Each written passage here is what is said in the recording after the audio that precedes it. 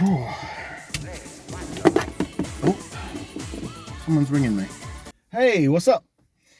Yeah, no, I'm just parked up outside right now. But quick question. I don't suppose you've been noticing a bald guy near me in the last few weeks. Like, he's been following me. He's always about 66.751 meters away. Yeah, he's like 5'6" maybe, making hand gestures. Yeah, I've just been seeing him popping up like for a while now, and I was wondering if you knew. No? Okay, no worries, man. I'm heading inside in a minute, but wait, hold on. He's gone now. Where's he gone? He was just there. When he was right there just a second ago, and now he's gone. Where the fuck has he gone? Sorry, mate, I'm gonna have to call you back. Where the bloody hell is he? Where would he be now? I bring Ncuti gift of ring. Oh, Kane, for the love of God, don't scare me like that! Where the fuck did you get that from? No, you must have dropped it back here at some point. Do you want it back? Yeah, sure, man. Thanks so much. Yeah, Okay. Appreciate it. Question. How long have you been following me? I have been waiting. Holding on. How long exactly have you been back there? Let's not think about that. The more you think about it, it'll make less sense. Wait, so you've been here the whole time? Even when Yes, I saw it all. And you did nothing? What do you have to say for yourself? What are you pointing at? Plot holes. Wait, that wasn't there before.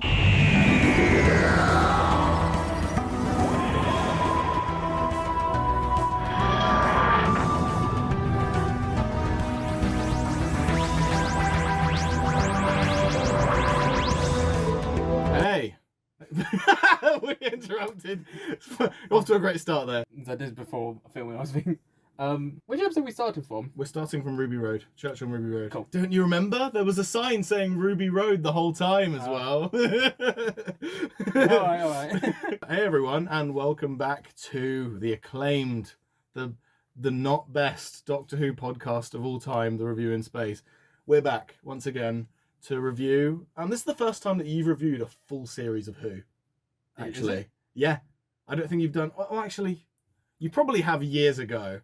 Like Team Torchwood stuff, you've probably done like a full run of episodes then, but not on the Review in Space. You haven't, I don't think.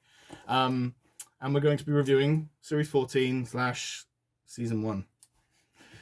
Why? Yeah, we'll talk about that later. Okay. But episode by episode, I guess, is how we'll talk about it. But window dressing.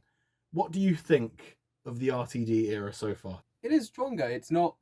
In the previous reviews, I've always been... It's alright. Or I've not had much opinion. Yeah. I can tell definitely with the new Doctor specifically, with Ncuti. Ncuti. No, it turns out he pronounced his name wrong. Really? His mum told him he was pronouncing it wrong all of his life. Oh shit, well I'm going to keep pronouncing it wrong because it's going to be muscle memory for me to do it because I've been Well, calling like him Ncuti on my videos. Like me with Narwhal. Yeah, no, yeah, of course. Yeah, with previous Doctors, when it came to watching, it was subtle. Like, I wasn't as engaged. Definitely with this series. I'll get into episode by episode to explain which one specifically. Yeah. But definitely there were a few episodes I didn't want to do anything else. I actually wanted to watch. Yeah. I actually was engaged. This is not a secret. I've not made it anything ambiguous about this, but this is the most fun that I've had with new Doctor Who episodes that have come out in a very long time. There are some things that happened in this season that I haven't talked about yet that I personally was a bit on the fence about, and I'm still not quite sold on the delivery of certain things, particularly in the finale. But on a whole, this is a very, very positive review for me, and you by the sounds of it as well, because we're both quite enjoying this new era, and it is very, very nice to say that I'm enjoying my favourite show again on a week-to-week basis, if that makes sense.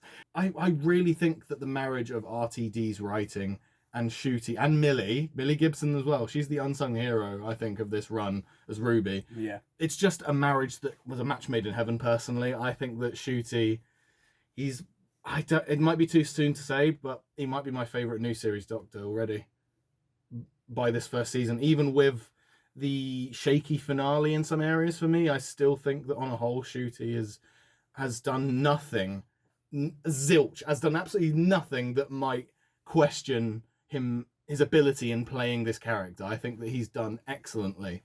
But yeah, without that free ramble out of the way, yeah, we're back. We're back. Church on Ruby Road. What do you think? Church on Ruby Road. Unfortunately, that one is the longest away. Hence why I asked at the beginning. Yep. Says my memory on that one's a bit struggle. I did recall enjoying it when I saw the preview of Goblins. I did chuckle. It's a very Christmassy monster, and Yeah. RTD's very, very good at that, implementing like robot Santas and then like the Christmas trees coming to life. He's very good at doing like Christmas elements in an episode that's, you know, festive. Yeah. Although it's more of a opinion thing, and it's going to hint at another episode. Okay. I'm not much for the musical stuff. Are you? I'm not much. It's Damn. Okay, we might have So some it was- interesting I'll admit- conversations about I'll episode admit, 2 then. it was a good song. I liked it. So the musical Yeah. number that came out of nowhere to me, Yeah. the band singing, okay, that makes sense. But the Doctor taking over, I'm like, Rocket Janice. It was quite a funny moment, but yeah, but I'm like, it's funny, but it's like that's not for me. Fair enough. That one's not mine. no, I get that. No, you go. Which I'm glad for the rest of the series they all have episodes of not for me or for me, Right. because they're all different genres. So that Yeah, well, that's what's so fun about this season is every episode, it's a tonal whiplash. That's what's so great about Doctor Who is one episode you're in the sewers of London, the next episode you're on some slimy planet, the next episode you're on some space hospital, the next one you're meeting Shakespeare. It's that sort of show, isn't it? And it's so great that every episode is it's got its own identity. yeah. But yeah, Church on Ruby Road. Not my favourite from that year because there were 4 episodes that year. There were the 3 Tennant ones. Not my favourite, but Church on Ruby Road I can guarantee is the one that I've watched the most out of 2023. Just because of I wanted to soak up everything that Ncuti was doing in the role, and I just became enamored with his performance in that episode. Like, I'm sure that by that point I saw him as the Doctor, but we'll get to the next one to where I'm fully sold with his performance and him being able to do all the bits and bobs that the Doctor does. We'll get to Space Babies in a second, but Church on Ruby Road, I really enjoyed watching it over and over for all those little moments of seeing the Doctor interact with Ruby and interact with Davina McCall and all these other people and the policeman. That whole scene downtown. It's meant to be London, even though it is blatantly Cardiff, and I've walked down those streets so many times on night outs, so it's kind of funny seeing it. And also, the street where the snowman falls in that scene is the same street that Rose, you knew this, worked at when it exploded in the pilot of 2005. Glad they rebuilt that place. I know, just for a snowman to nearly fall on a woman with a pram with shopping in it. Yeah, did it fall on the Doctor? Yes. Okay. But it's like, from that, we all knew, we knew it was a Doctor. Like, if this was in replace, so if we didn't have the last 20 years of Doctor Who. Right, yeah, if this was the 2005 reboot. Yeah. At the time, though, yes. At the time, though, it would have been bad. Yes, it would have been. How culture is. But nowadays, with the more accepting audience, it's like, yeah, if the show didn't have the last 20 years and they were only starting up now, this would have been a strong episode. Yeah. Because it showed the Doctor is new. It's like, people actually, he showed his personality through little bits, specifically with the police officer. Also, it's like, okay, I like that. I won't lie, I know this. It wouldn't have, maybe it would have worked, but I don't know. I think it would have been cool to see Ncuti in a full episode in a kilt. I'm just saying. Just saying. I would just love to see him in a kilt for a whole episode. Just because, I don't know. I don't know why. I think the entire scene, the way Ncuti carried himself in that scene was so cool. Just like the eye movements he was making, like as he saw the traffic lights and saw the the snowman start to fall with a taxi, and how he just whacked out his screwdriver and boom, he saved them without no gloating, no nothing. He just kept on with his there, just saved someone. Yeah, but it's moments like snowman. that. Like, it's those little quirks about him that make him go, okay, I can see the Doctor in there. He's really done, yeah. But it's like, even It's secret stuff like sauce. that, like how it filmed is like, if this was, again, If there was like a 20-year gap between last Doctor and this one. Yeah, the introduction of a character, how they did that felt good. It's like, although we know who the Doctor is. It's the equivalent of literally saving the cat in storytelling. It's literally, you make a character likable by saving someone, or the cat in this instance is people in the taxi from the snowman. So it's basic storytelling, but it just works because of how it was filmed, the portrayal, and also, And you know what's interesting? The snowman scene was a last-minute addition. Yes. Yeah, you knew that too. Yeah, yeah. It's so fun because I don't see the episode working without it. Yeah, I think it It's was one of my favourite after scenes. Ncuti had been filming all of Barbie and they put in one extra scene they felt was Right. needed. I think it was Disney's request. Add a bit more of the Doctor. Right, And we'll get yes. onto the whole Disney merger later on. People are blowing that whole thing out of proportion as well.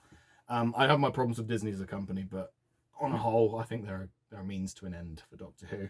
I mean, getting a bigger budget, for one, it helps the show personally. I mean, this season's been quite good, quite high quality with the budget, you know. But anyway, but yeah, I think Church on Ruby Road does a very good job at selling us on Ruby. I think that Ruby is an excellent companion. I don't think there's been anything in this whole series so far that I've seen that I haven't thoroughly enjoyed seeing her on screen doing. She's so animated in her acting. Millie Gibson is like, even when she's just in the background and Ncuti's doing something, she's still in character, you know, just making like eye contact with other things in the background or just making expressions, like reacting to the Doctor saying stuff. I think she just, I don't know. Yeah. I just think that it kind of works. And maybe that's because of her background with doing soaps or I don't know, whatever it is. She's got it. I don't know.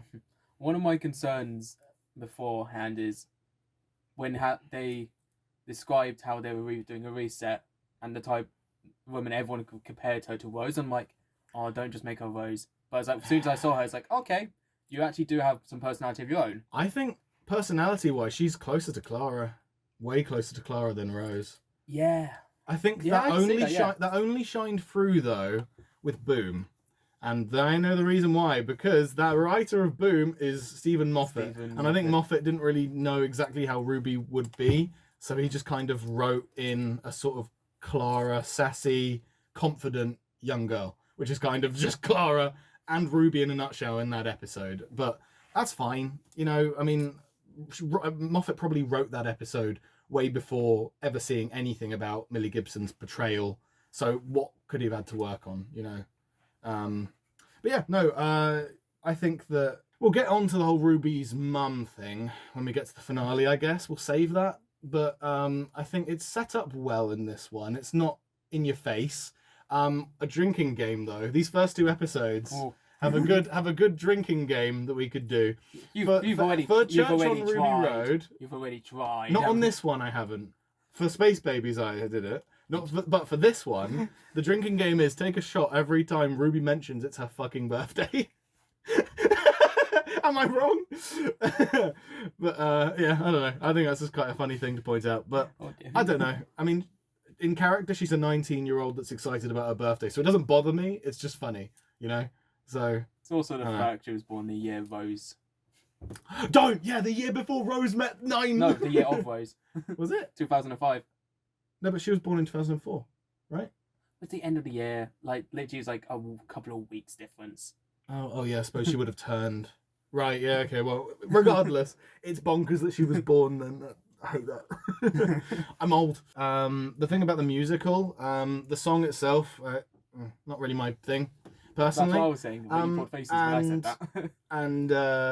And also, like you said, I get what you mean, as that they're literally in the middle of a fucking sea of goblins. They're trying to eat a baby. There's no time to break into a song and dance.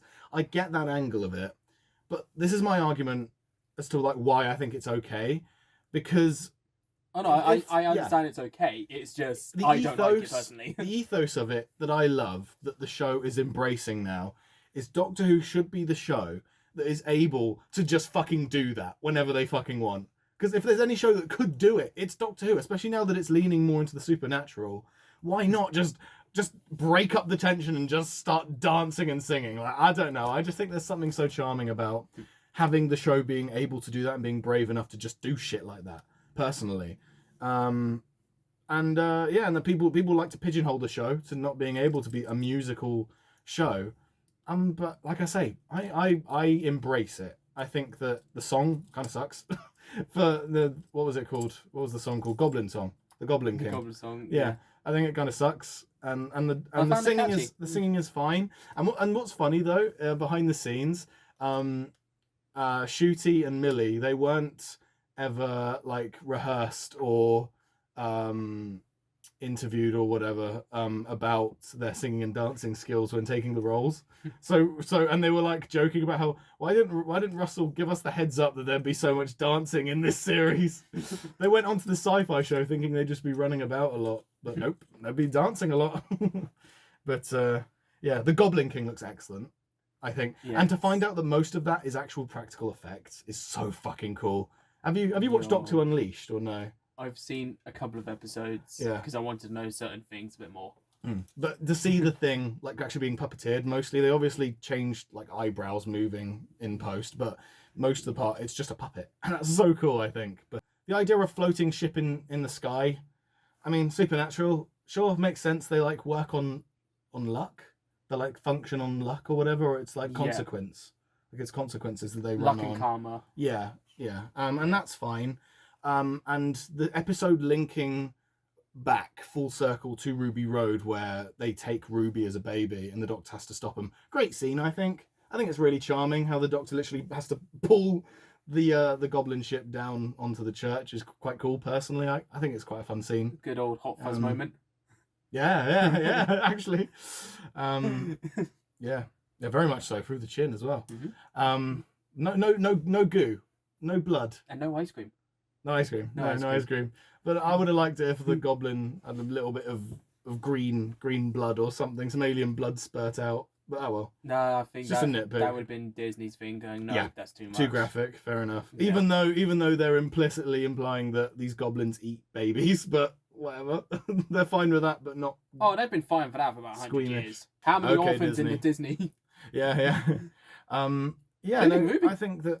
Yeah, I mean, there's a And pattern the Doctor. emerging there. The thing is, as well. Okay, I'll talk about it here because I don't think I've mentioned it. But so, Timeless Child, Chibnall creating this thing clearly didn't have a payoff for it, because if he did, he would have wrote it into his series. This is not a Chibnall bashing session. But what I will say is, I love that Russell has taken this plot point not to hide from it and ignore it, because that would have been the safe option. He instead repurposes it to make it impact the Doctor's character, and makes it so that in a weird way, he's a space orphan. He was adopted by the Time Lords, and to have him have a personal relation to Ruby, they can relate to each other. They're both orphans.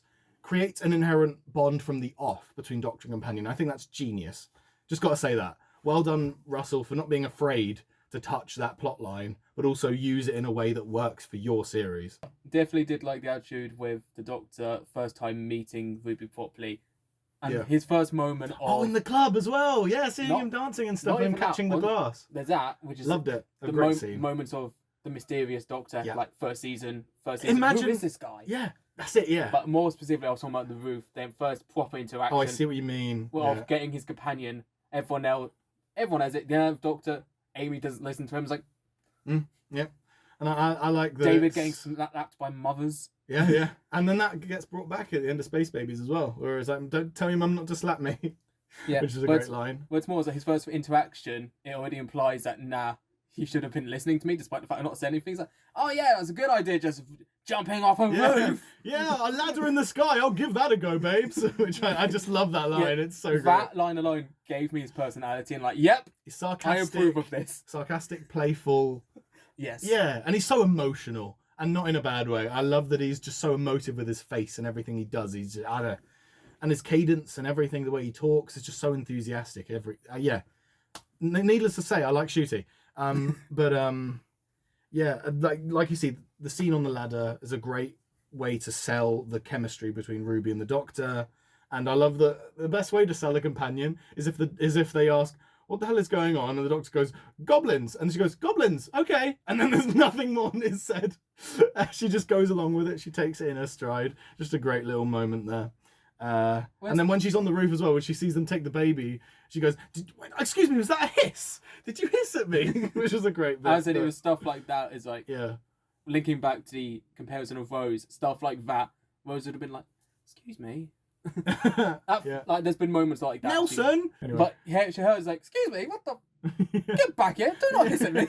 I love this episode also because they filmed so much of where I've been in Cardiff as well, and also in Swansea and a bit in Newport. But yeah, it's just so fun to see those streets because I walked there before they even filmed there, and it's just so fun to see that, on screen.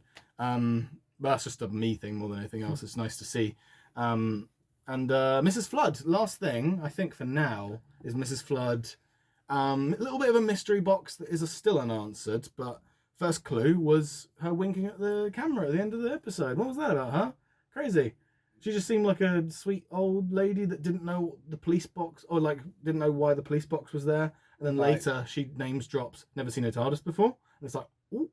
Also Carla, an amazing character. I really love Carla.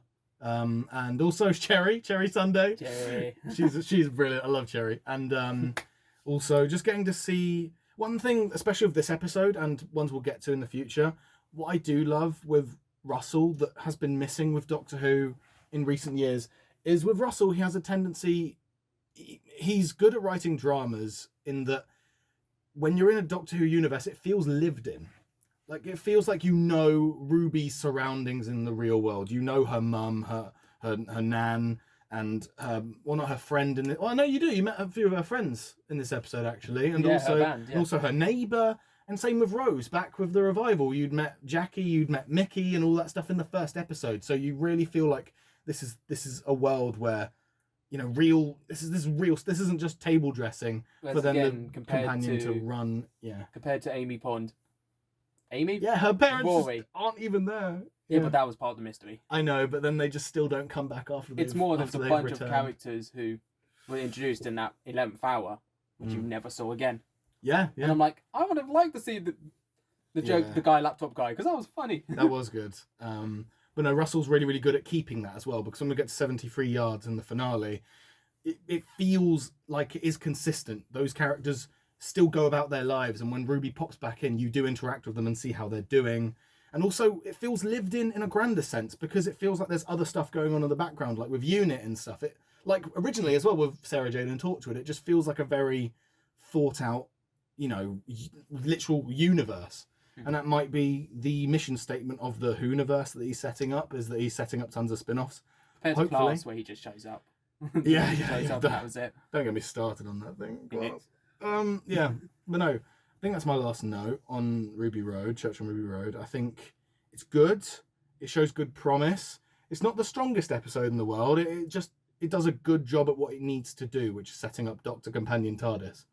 Yeah. Right? I think that's its only job, and I think it does that stuff excellently, because and I saw this in the Unleashed, or maybe it was the commentary of this episode, I'm not sure, but Russell said, we deliberately didn't want to show the interior of the TARDIS until the very end when Ruby steps in, because we wanted it to be this mysterious object that was always lurking in the background whenever the Doctor was around, and you'd always see that when you saw the Doctor, and it would always be this mystery box that, oh, we better see this at some point later this episode, for new viewers, that is. And it's like the payoff. The payoff at the end of the episode is worth it, because the TARDIS set looks great inside, and people who didn't watch the episodes before, it's a new thing seeing the TARDIS bigger on the inside and all that. So overall, I think it does an amazing job at everything it does, really, that it needs to. Like I say, monsters aren't tremendously remarkable, but they don't need to be. They do their job, and they do it well, I think, for what they're... And also, like I say, the side characters. Yeah, and it feels like a proper Christmas episode again of Doctor Who, which we hadn't had one in a long time. It was nice to be back. Well, they're all New Year's recently, and they were all specifically Daleks. They were all Dalek episodes. Very festive. Murdering machines. That's one thing I'm glad to have not seen yet. Yes! Just a break. Yeah. Daleks and Cybermen. I'm so glad we're not seeing them this year.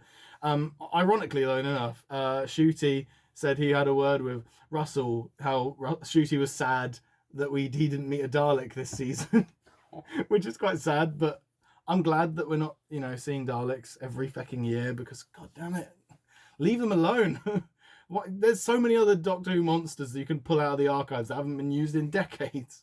Like the Toymaker, for example. Like and Sutek. Sutek, the god of death, the destroyer. Big red dog. Are we about done with Ruby Road, do you think? Probably. We've been talking for 25 minutes, so we should probably wrap this up. Yeah. So, Space Babies. Follows directly on from Church on Ruby Road, and a nice little through point. I liked it. It was straight after. It was like, no bullshit. Here we go. Ruby's in the TARDIS. We're seeing the scene again, but from different angles. Boom, they're off. I like that Ncuti, he'd already changed his shirt notice in Church on Ruby Road, so they literally just jump straight into the TARDIS. There's no wardrobe change. I reckon the butterfly effect scene was probably added by Disney. I have a feeling it was, and it feels like it was. Feels like a very trailer bait scene that they commissioned the BBC to be like, right, we need this clip of Ruby turning into a lizard woman for the trailer, and they're like, okay, I'm sure. I mean, I like the scene. It's not that I don't like it. I just think it feels a little bit Disneyfied. It feels like an idea that Russell wouldn't have really cooked up himself. It's more I because they've had the butterfly mentioned multiple times by different companions with different interactions about it. Yeah, it's like the Doctor's.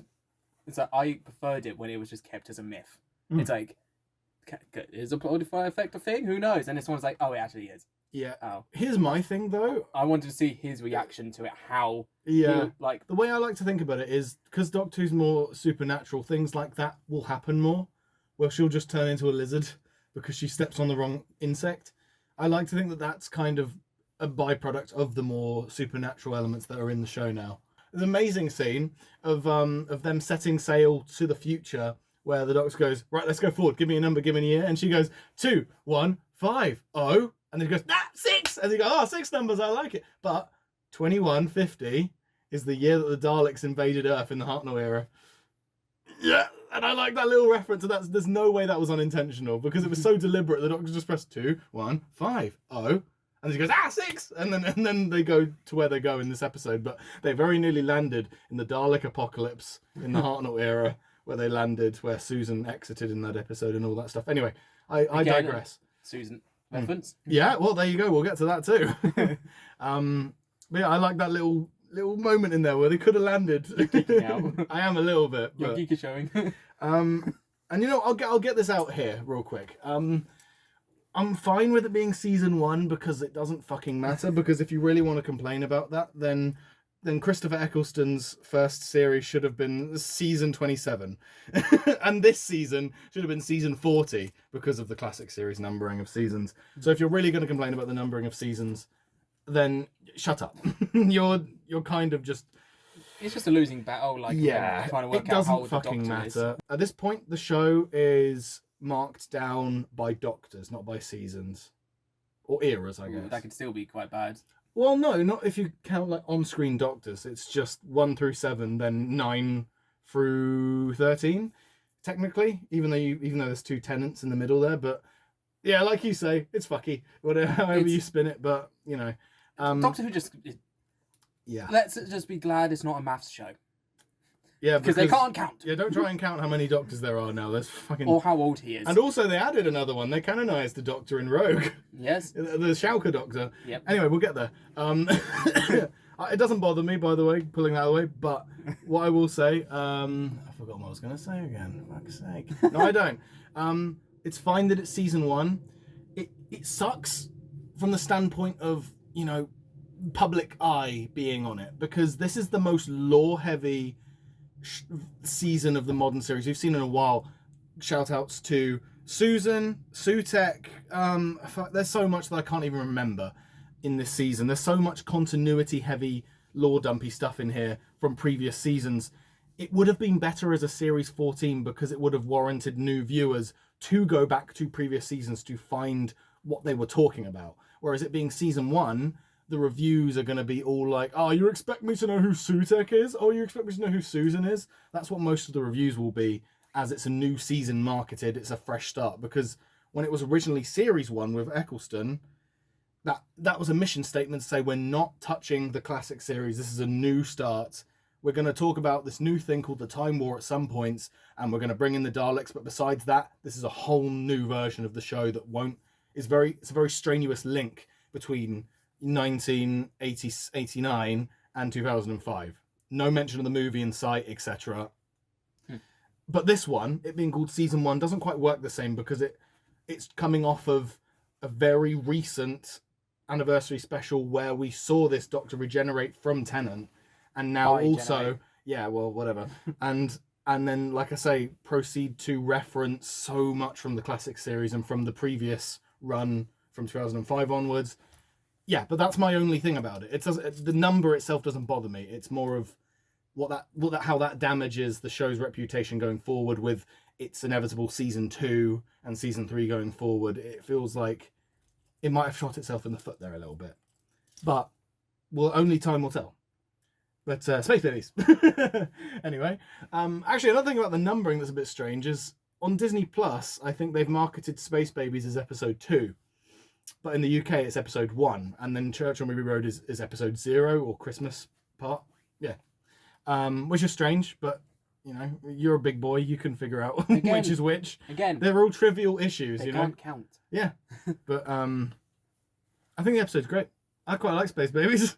And going on from what I said real quick about how they sell Ncuti's Doctor so well, I loved his mannerisms. I loved how he carried himself as the Doctor in Church on Ruby Road.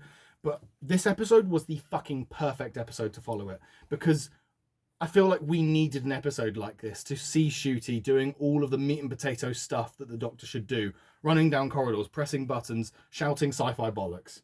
Whipping out his screwdriver, you know, talking to aliens, running away from monsters. Yeah, I think that it's the perfect meat and potato stuff that we needed to see from him to settle into what we'll see later, because most of the other episodes are very untraditional Doctor Who episodes. Really some, more than others. Whereas this one feels like it feels like this episode could have easily been slotted into one of the earlier Russell seasons. I could very easily have seen this in an early Tennant episode with Rose, personally. But that's fine, and that's good, and it's comfortable to stick an episode like this at the start of the series for viewers from that time to be like, oh, I recognise this. This feels like, you know, Tennant running around with Billy Piper. You know, it just feels like a safe one to start with after Church on Ruby Road. And considering the one we'll get afterwards, it's very, very safe to have this one before it. Yeah. What do you think? Do you think it's good? Or do you a bit mixed on it overall, do you think? I was mixed. I think my any issues I have are based on the technical stuff. Right. Like the CGI, it was too off-putting for me. Yeah, the baby's mouths, particularly on Eric. He feels like he's just sharted himself every time you see that kid on screen. Like he's trying to be like, I love you, Ruby, but all he's doing is he's doing the concerned face. So I get that. That side of it, I fully understand, and I'm with you there. Yeah, unfortunately for these first 2 episodes, I ended up going into my normal route when it came to Doctor Who by Chibnall Sarah. Right. Of, you're in the background, your noise. Right. I wasn't... Fair enough. But I was like, there was moments on this I did like, so... The monster, the actual joke on the boogeyman is like, okay, that's pretty funny. Mm-hmm. I think it's fine. I think it's a fun, light-hearted Doctor Who. And people are complaining about, oh, it's not serious enough. But fucking shut up. Who cares? It's a fun, light-hearted run-around Doctor Who story. It feels right. I don't know. It just feels... It feels like Doctor Who. I don't know why, but it just feels good. See, that sentence doesn't make sense What? of, oh, it's not serious enough. Doctor Who's serious. What show have you been watching? Narwhal. Yeah. I mean, Doctor Who can jump from serious to playful whenever they like, and people complaining that they can't. Shut up. Literally, 11th Doctor, to me, compared to David and Chris, was the playful, silly one. Yeah. I really enjoyed it. I really did. The spaceship setting just really did it for me, and it did all of the basic setup stuff of introducing the perception filter, and like I say, having a good old monster chasing the Doctor and Ruby. It was a great mission statement. Say this is what you can come to expect. This is the sort of stuff you'll get in this season. Talking babies and a big fuck off monster. Yeah.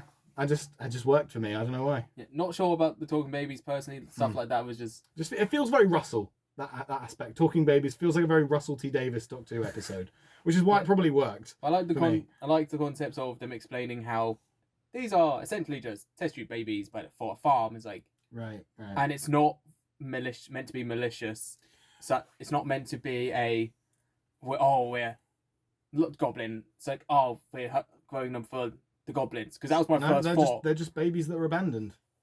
Yeah. Well, they were abandoned. That's the unfortunate part. But the reason why the farm exists is not to be a farm for food or anything. It's for just population. Babies.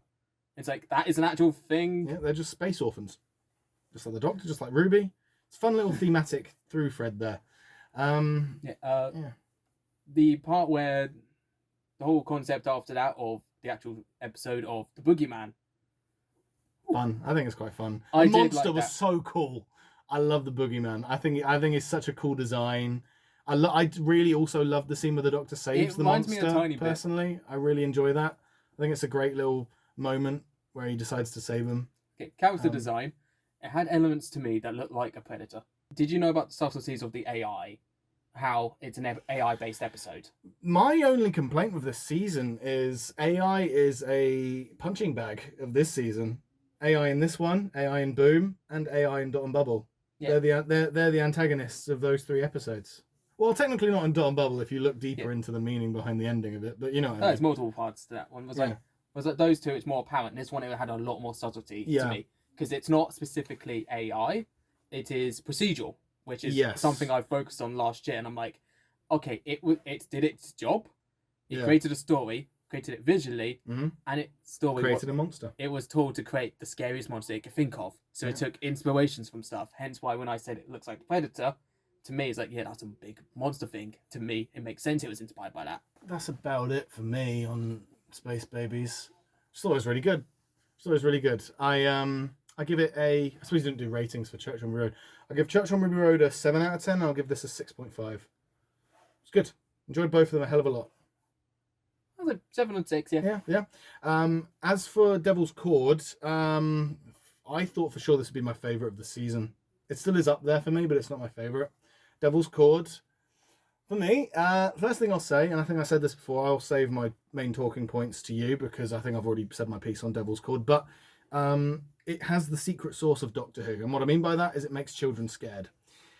You see the opening scene of that child having the piano lesson and the maestro coming out. It's typical Doctor Who because a 5-year-old that watched that scene is going to go to his fucking piano lesson the next day and he's going to be afraid that the maestro will come out of his piano, right? It's that sort of magic of making children afraid of statues or people copying you or whatever. It's that sort of, or the shadows, you know? So yeah, I think it's that sort of, it's the concept of the maestro is fucking excellent. And it's not a complaint, it's some people have, I don't give a fuck, but the lack of Beatles in this episode is an issue for some people. I don't give a fuck personally, but yeah, the Beatles weren't in it enough for people's complaints. I guess from a marketing standpoint, they did kind of put Beatles front and center for this one as like the marketing, like, this is the Beatles episode, and it's like, yeah, it's not. Unfortunately, again, it's like, don't know why at the time of watching it, again, I think it was straight after because it was both of them were together. These were the only 2 episodes I didn't have the forefront of focused on it, and it didn't draw my attention to it. Right, okay. So it was in the background. I did watch it though. I was like, yeah, I do agree. Now looking back at the episode, I do agree. It was like story wise, a lot is quite good. It's like it shows the fear and the Doctor had. It's when the giggle plays as Maestro comes out of the piano on the rooftop, very good scene. It's more like I can't fight this thing. Yeah.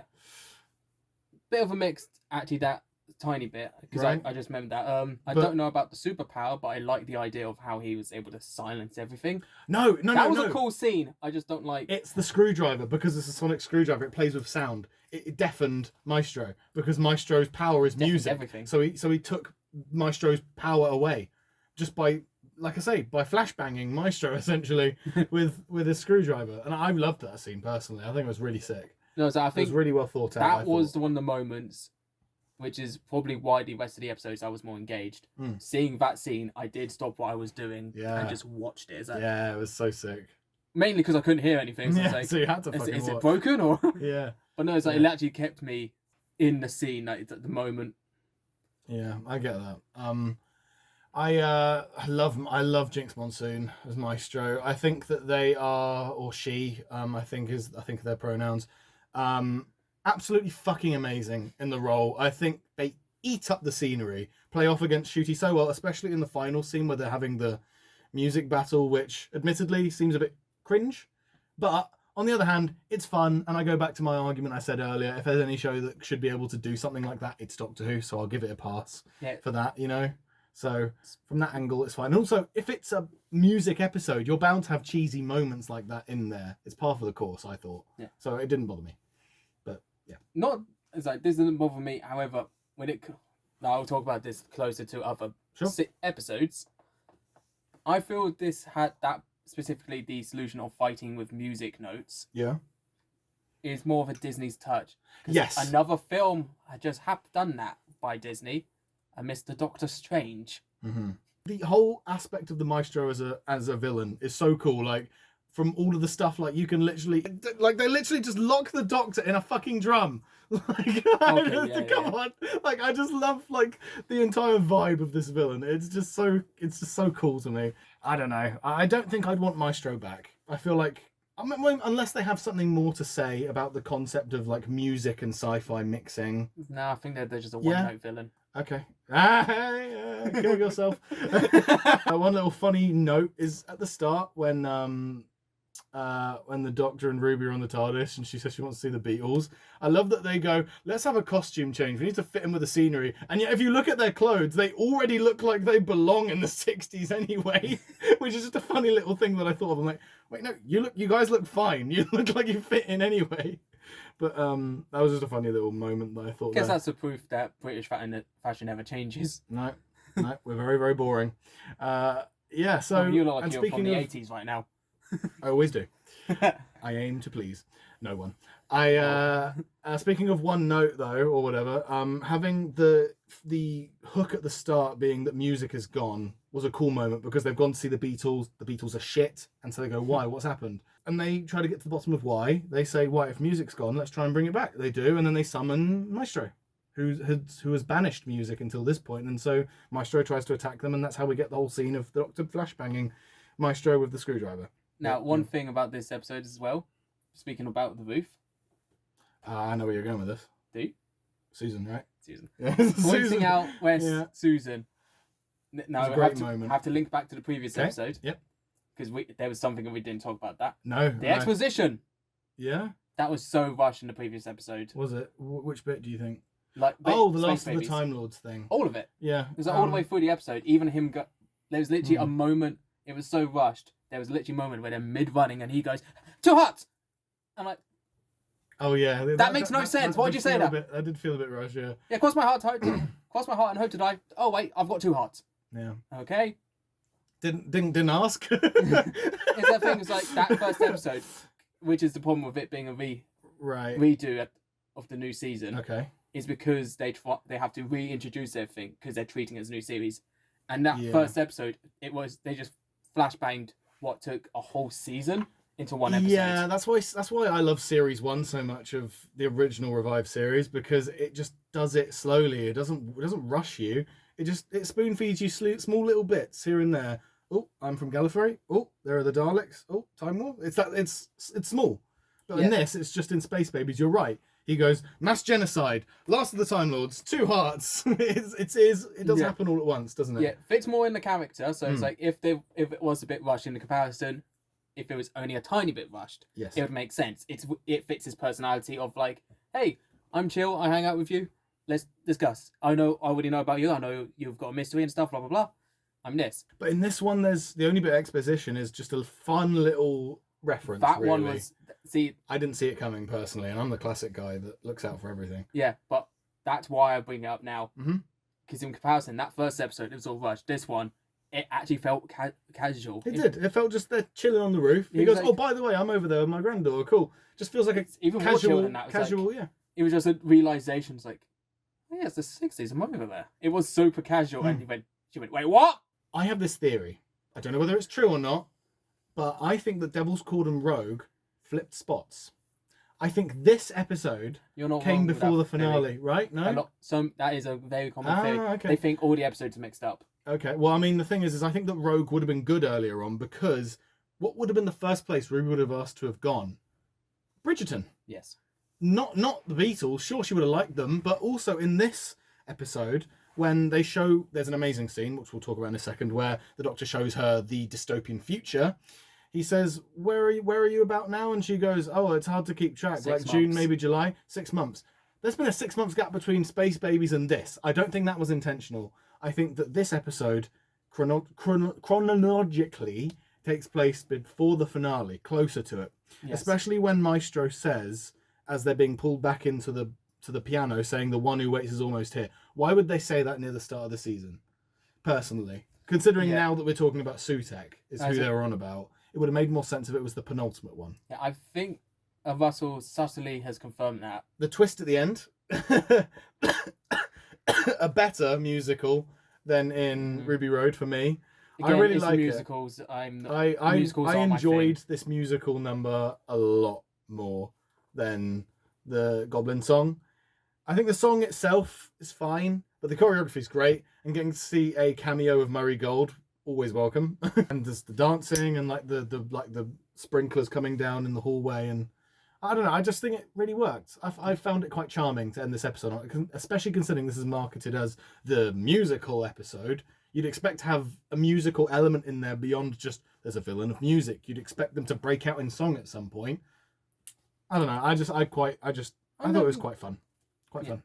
And I'm not saying that you don't appreciate it as well. Also, you're allowed to not like it.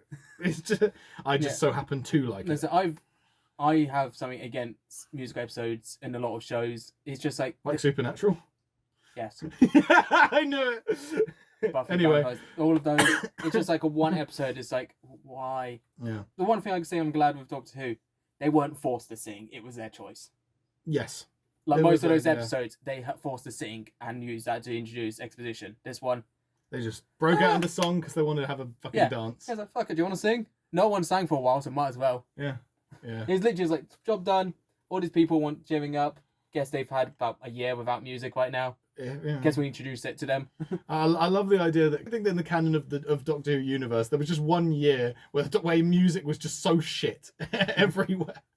Anyway, I think that's all to report. Besides that, the amazing scene of the Doctor showing Ruby the future, Yes. absolutely amazing, and calls right back to Pyramids of Mars, I did where see- Fourth Doctor and Sarah Jane go and do the exact same thing halfway through the episode. I saw clips of that and I'm like, So that good. those aren't the only 2 times. I've seen Newton do that a few times, but that is later- the strong. I love moments like that. And we later realised that callback to Pyramids of Mars was intentional, and we'll come back later. And I just appreciate that. And when the entire scenery around them goes dark and you see Maestro on the piano, also a great standoff, it really did sell to me how... a thing with Doctor Who, the Doctor Who is only as good as their villains most of the time. And seeing this new Doctor face off against a proper villain that can really spout like comebacks at them with wit, like Maestro and the Doctor, a great match, like verbally, like a great standoff, great back and forward about, I'm going to stop you, no you're not, Doctor, mwahaha. It's that sort of thing, and I'm very glad we got that scene in its full glory. Great dialogue, great acting, nothing to complain about. Personally, I think the episode just flowed really well, it worked, and never a dull moment for me. But the season would get better, and I didn't realise it would, for me. But boom. Is that the next episode? Yes. I like this one.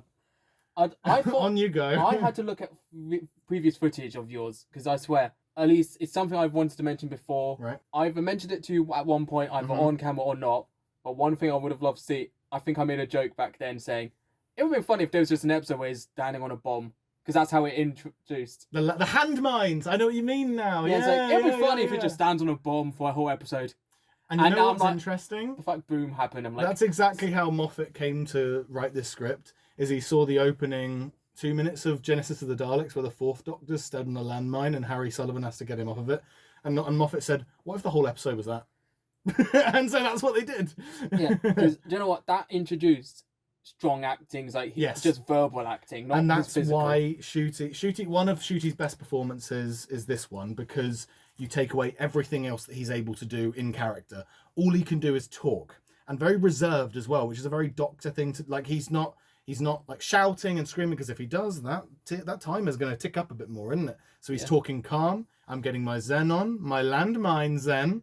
Great line, and just a really fun episode. And I don't think many writers would be able to pull off a concept like this, because think about it this way: by the 15-minute mark in this episode, Ruby and the Doctor have only just got the Doctor's left foot on the ground, and somehow I'm still hooked up to that point. This was the episode where it's like, from this one on, I was confident and stayed watching properly. Yeah, I mean, Doctor Who has always had a whiffy history when it comes to bottle episodes, but this one is well and truly a bottle episode that is done well. Like, it utilises all of the scenery so well. At every possible moment, they're introducing a new element whenever the old elements are expired. like the stuff with like the not the schmelted like human remains. Interesting line. I don't know how the Doctor's never said the word schmelted before, but who cares? But yeah, an amazing line, which further proves my theory that Devil's Cord wasn't meant to be before this, because the Doctor goes, "Oh, sorry, Ruby, I forgot your first time on an alien planet. How has she been traveling in the TARDIS for 6 months and never been on another planet? What have they been fucking doing?" Yeah. Doing outfit changes. But yeah, Well, anyway. we know the answer is yes. Yeah, but you get what I mean, though, which further proves my theory that Devil's Cord was meant to come after this. But great moment where the Doctor just says, "Oh, we're in Castarian Free based on the rings next door." It's just a nice scene that I think that really does give us exposition, but not forcefully, because then it links to there being no Castarians later in the episode and all that other shit that comes along with that. Sorry, you go on now. What are you thinking? It was like, yeah, when it came, I liked when it, especially when he was realising it's her first time. Though that's not, although the timing wise, that's an issue. It was the fact, him getting excited, he was risking killing himself because he went, "You know what? Good for you, Ruby." He's like, "Oh shit." Yeah, it was good. I also nothing really bad to note of. One thing that I do absolutely adore is how fastly the episode kicks into action. It does all of the whiffy exposition of here are these other characters that will come in a bit, like Mundy and what's his name? You know what I mean? Love interest, the dude. Oh, dude. And then the kid as well, which I'll get to in a minute. Yeah. But yeah. And then, like I say, the dad dies, and this is I just love it when the Doctor is just unequivocally just helpful, in the sense that he hears someone scream, not a fucking second thought, he's going to go investigate and see if he can save them. Yeah. That's just such, I don't know why, it's just something so primal in the Doctor's character that just feels so perfect, that the Ncuti would just, he hears a dude scream in pain, opens the TARDIS doors, who the fuck was that? And can I save them? Was his first fucking thing. Leaves Ruby behind to go save them as well. You know, I don't know. I just think that great way to start it. If you weren't sold on Ncuti before, you should be by now. You know what I mean? It's that sort of feeling. Yeah. There you go. Somewhere in this episode, you'd be sold on his character by this point. Great bit where Ruby was handing the Doctor the urn, and he puts his foot down. And next moment of companion.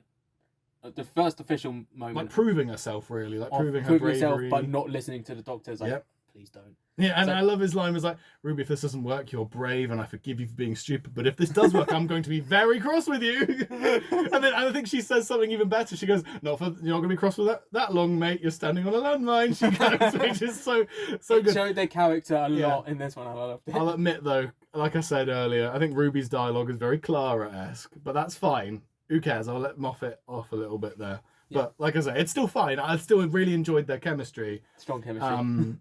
Yeah, and then we get the stuff with Mundy coming in and... Oh, what was the kid's name? Kid. Well, okay, my only real issue of this thing is I think the kid was casted too old. Because the kid is acting like a 4-year-old. Like just running around near the landmine, poking at like holograms, not knowing when a hologram is her dad or not.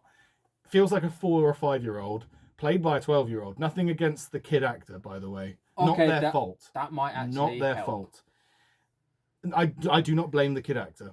I don't want any bad karma on that. But I think maybe was casted too old is my thing. Okay, that might actually help my thoughts. Maybe that's what Moffat had in mind when he was writing this character, was they were going to be younger, maybe. I don't know. Yeah, because I found the kid... very annoying. Yeah. I found the kid annoying too, but looking at it kid. closer, that would have been my conclusion too. Is that maybe they were just too old, the actor was too old to be playing such a childish character. You rewording it that way probably helps ease my mind, because my mind was like, that kid was too annoying. Mm-hmm. You were acting too young for your age. Yes. But the scene where Ruby gets shot did have me going a bit. I didn't think she'd die, but it did shock me a bit, actually, where she gets shot and she falls over. And the Doctor lets out this, and it's like, holy shit, he cannot move. He cannot run over to catch her or check her vital signs or anything. He has to stand there, otherwise everyone's dead. And I just love the expression on his face. So much of that was said through his eyes and his grunt there. It was more because he explained also he can't move. Specifically him, it's like, oh, don't, it'll just kill you. No, No, you do not I know could how blow much. up half this planet. Yeah. He's like, No scan big me. deal.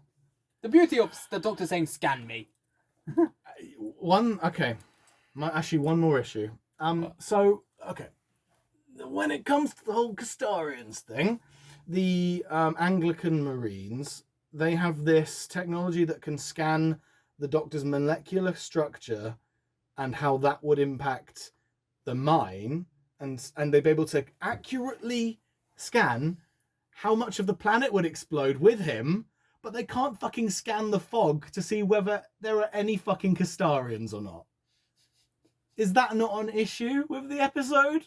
Do you reckon? Yes? Am I understood with that complaint there? A little bit? Yeah, that's Moffat's writing for you. Yeah, well, to be fair, Personally. for some reason, anything can scan the Doctor. Anything. I can hold a toothbrush up to him and I'll understand what. Oh my god, his you've got dental two plan. hearts, you're a Time Lord, you're from Gallifrey, your last constellation of Gasterberus, you're 903 years old. Oh, 104. Yeah, anyway. Yeah. And also this script is so, it stinks of Moffat. And I don't hate Moffat as a writer, but holy shit, his writing is so obvious. Like him, love saves the day at the end, and the villainizing AI and capitalism being the main antithesis of the story. Antithesis of the story. It's a very Moffat script, even down to the stuff like, oh, they have technology to scan the Doctor, but not to scan anything else, you know. And also a little subtle dig that the Doctor gives to faith as a concept and religion, whereas, oh, faith, the one thing that means you don't have to look for yourself. That felt very targeted. I don't know. It feels very spiteful for no reason. Is maybe my thing. It kind of rubbed me off the wrong way, personally. That's that line. But those are my main gripes. I think that's it. Besides that, but on a general level, amazing episode. Those are just the things that I picked up on. That I was like, hold on, what's that about? On a whole, amazing episode. Personally, I think just the acting was amazing in it. It, like I say, it brought out, especially Ncuti. Ncuti's performance in this episode was stellar. It was bloody excellent the whole way through, I think. There's not a dull moment in it. And his victory lap once he jumps off the landmine where it says kiss kiss. It was just such a great bit. Yeah, it was so much fun. He just gets his full... He gets a victory lap, literally. And I love the... just the energy he had. It's like the whole hour. And now he suddenly gets to dance. He actually gets to move around. And I love the bit at the end where they're watching a sunrise or whatever, and then he goes, right, moving on, let's go. And then I don't know why I did it in an Eccleston accent there. And Mundy goes, oh, you're going so soon. And Ruby goes, it's fine. He probably needs changing. Because he's been on a landmine the whole episode, which I just like the little joke there. And also obviously a reference to fish fingers and custard at the end. Obviously, have to mention that. Just a fun episode. Yeah. It's a fun episode. It shows the scope of acting talent that Ncuti has. And also, Verida Sethu is the actress name who plays Mundy. She has been announced to be the next companion. Yes. Not the same character, though. No, not the same character, but it's a fun little factoid there that they probably liked how her performance was here, because they were like, oh, she was good. Let's see if she wants to be the next companion. Like with the previous episode, I had strong feelings about the type of episode of the musical. This one, I very love episodes where you take away everything about a character and leave them with just raw acting or just their speaking. And that's where they shine. Yeah. It is good. And Ncuti was amazing. I think so. I think so too. Right, 73 yards. He needs to stop stepping on stuff, mate. Yeah, he needs to watch where he steps. That's a good point. My fucking favourite episode in a long time. It was good. It's a banger. The thing is, with this one, is I loved Turn Left. This was everything I loved about Turn Left. Yes. Plus, everything I loved about the gothic, sort of horror of some of the best Doctor Who episodes for me. And also about the slice of life Doctor Who episodes of the what ifs type of stuff that happens later on in the episode. And right back to the start, where it kind of feels like it follows the horror film as well in some ways. And so it just had everything that I really wanted in a Doctor Who episode in that 45 minutes. And I was just hooked the whole way through. Hook, line and sinker. And it was it was a political drama for a little bit. I don't know why, but it just all worked for me in the whole thing. And I don't think even the finale ruins it. In fact, it kind of helps it. Maybe doesn't do anything to it. There's a little reference to Roger in the finale, isn't there? Remember? Where they go to the future, the DNA test thing. Oh yeah. I don't think it ruins it. Prime Minister. If anything, it might help it. I don't know. It doesn't bother me. I feel like this episode still works on a vacuum and with the finale with context. I don't know. Yeah, strong episode. The bit of the Prime Minister, there was a reference at the beginning and it came at the last third quarter. I'm like, okay.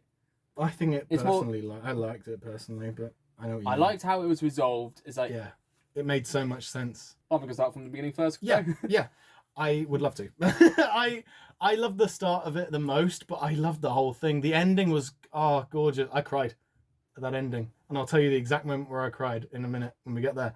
But the opening, and obviously it being in Wales gives it points for me. You know that. But yeah, and one jumping ahead real quick. I love the line that Carla gives when Ruby goes, "Yeah, but all these people keep running away from her," and then she goes, "Yes, Welsh people, trust me, darling, it's a plan." I just love that line. Subtle dig at Welsh people. Anyway, but going back to that, actually, when Ruby reaches the pub after the doctor's disappeared, they cross the fairy circle. They read the line saying "Mad Jack." They go down the hill, meet this one weird woman that's hiking. We're not going to talk about her. And we get to the pub and we meet these amazing actors. I think that there's a great cast of people in that pub. And I think they really do sell the tension in this episode. Considering there's no fucking tension in this whole thing, of this episode, of this scene in the pub, they managed to make it feel like tension just through their acting and how the angles do it. And how they end up just taking the piss. Because they're sick of being the butt end of the joke because they're Welsh. And because there's a great line where it's like, of course you can pay on your phone.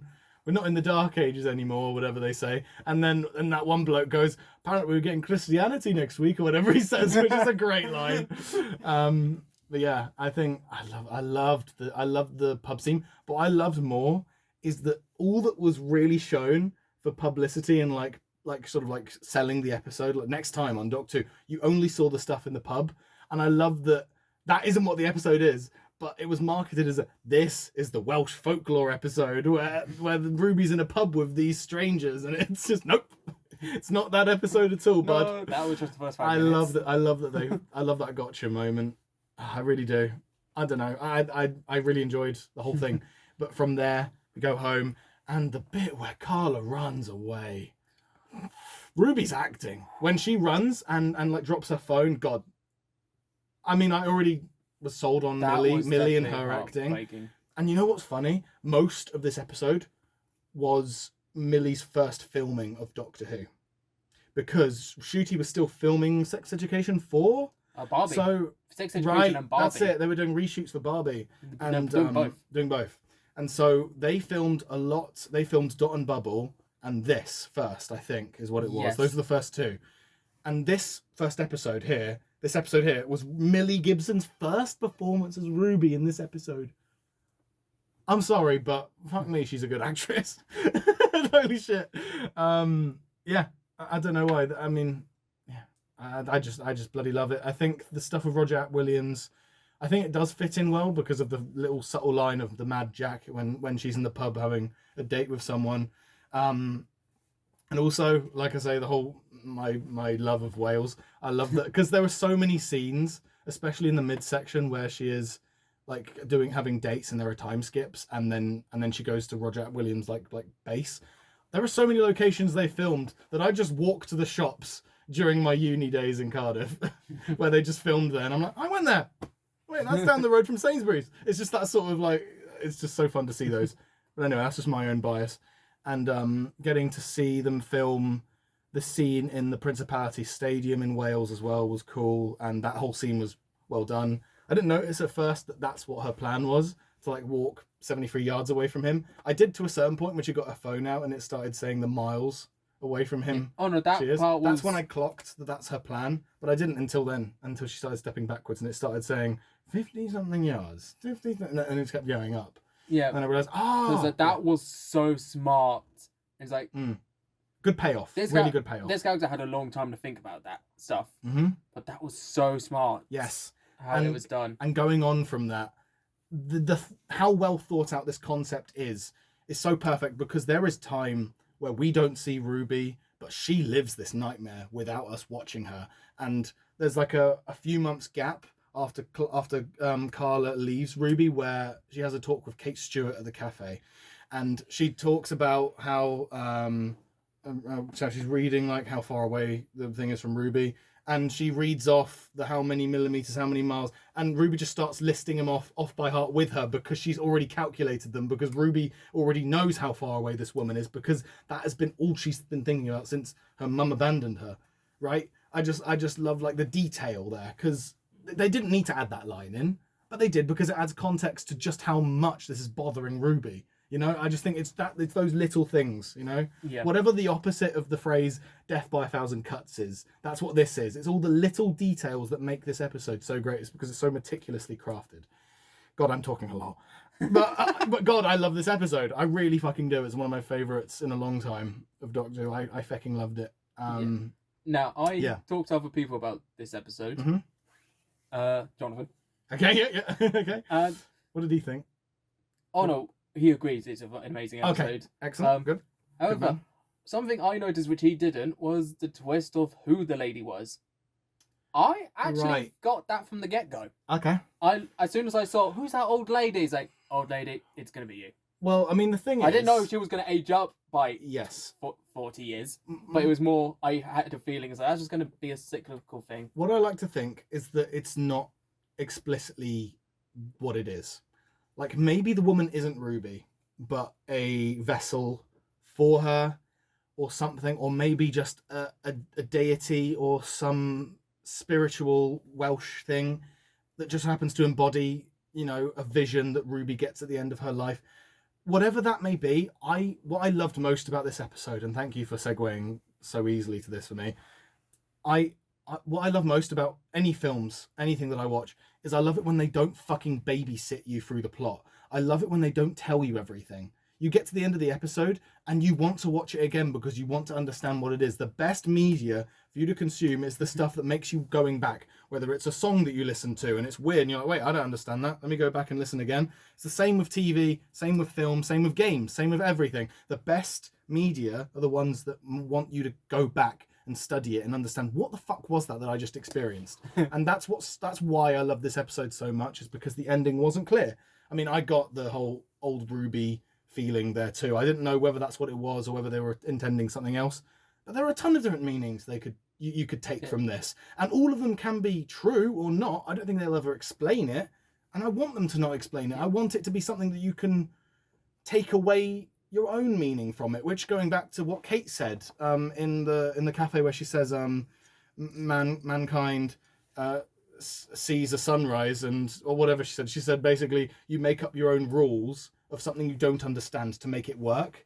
And that kind of sums up the episode in some ways, or at least the idea of the 73 yards woman, you know. So I just enjoy how they're not treating us like idiots. They're letting us think for ourselves and be like, here's this monster that's following Ruby all her life. What do you think it is? Here's a cool episode. It's kind of what they did here, and I dig that. Yeah. But although I was able to predict at the beginning, I told Jonathan he couldn't. He went right. Yeah, I was surprised to me. Oh, okay. Oh. I was like, if that was the only twist, apart from Susan. Well, yeah. I twist at the end. I would have thought it would have been. Okay, that's the only twist. Okay, yeah. But the fact there was stuff like how she utilized it. Like you said, it was all just, of those little bits, as you keep saying, the little bits. Yeah. It's like it wasn't just relying on that one point. No. There was other smaller bits that helped. That was just a point. Like some people got it, some people didn't. Oh well, we've got another. And some people, and you don't have to get that conclusion from it either. You can read into it however you want and find your own conclusion to it that fits best with how you felt the episode went. Yeah, I think, but yeah.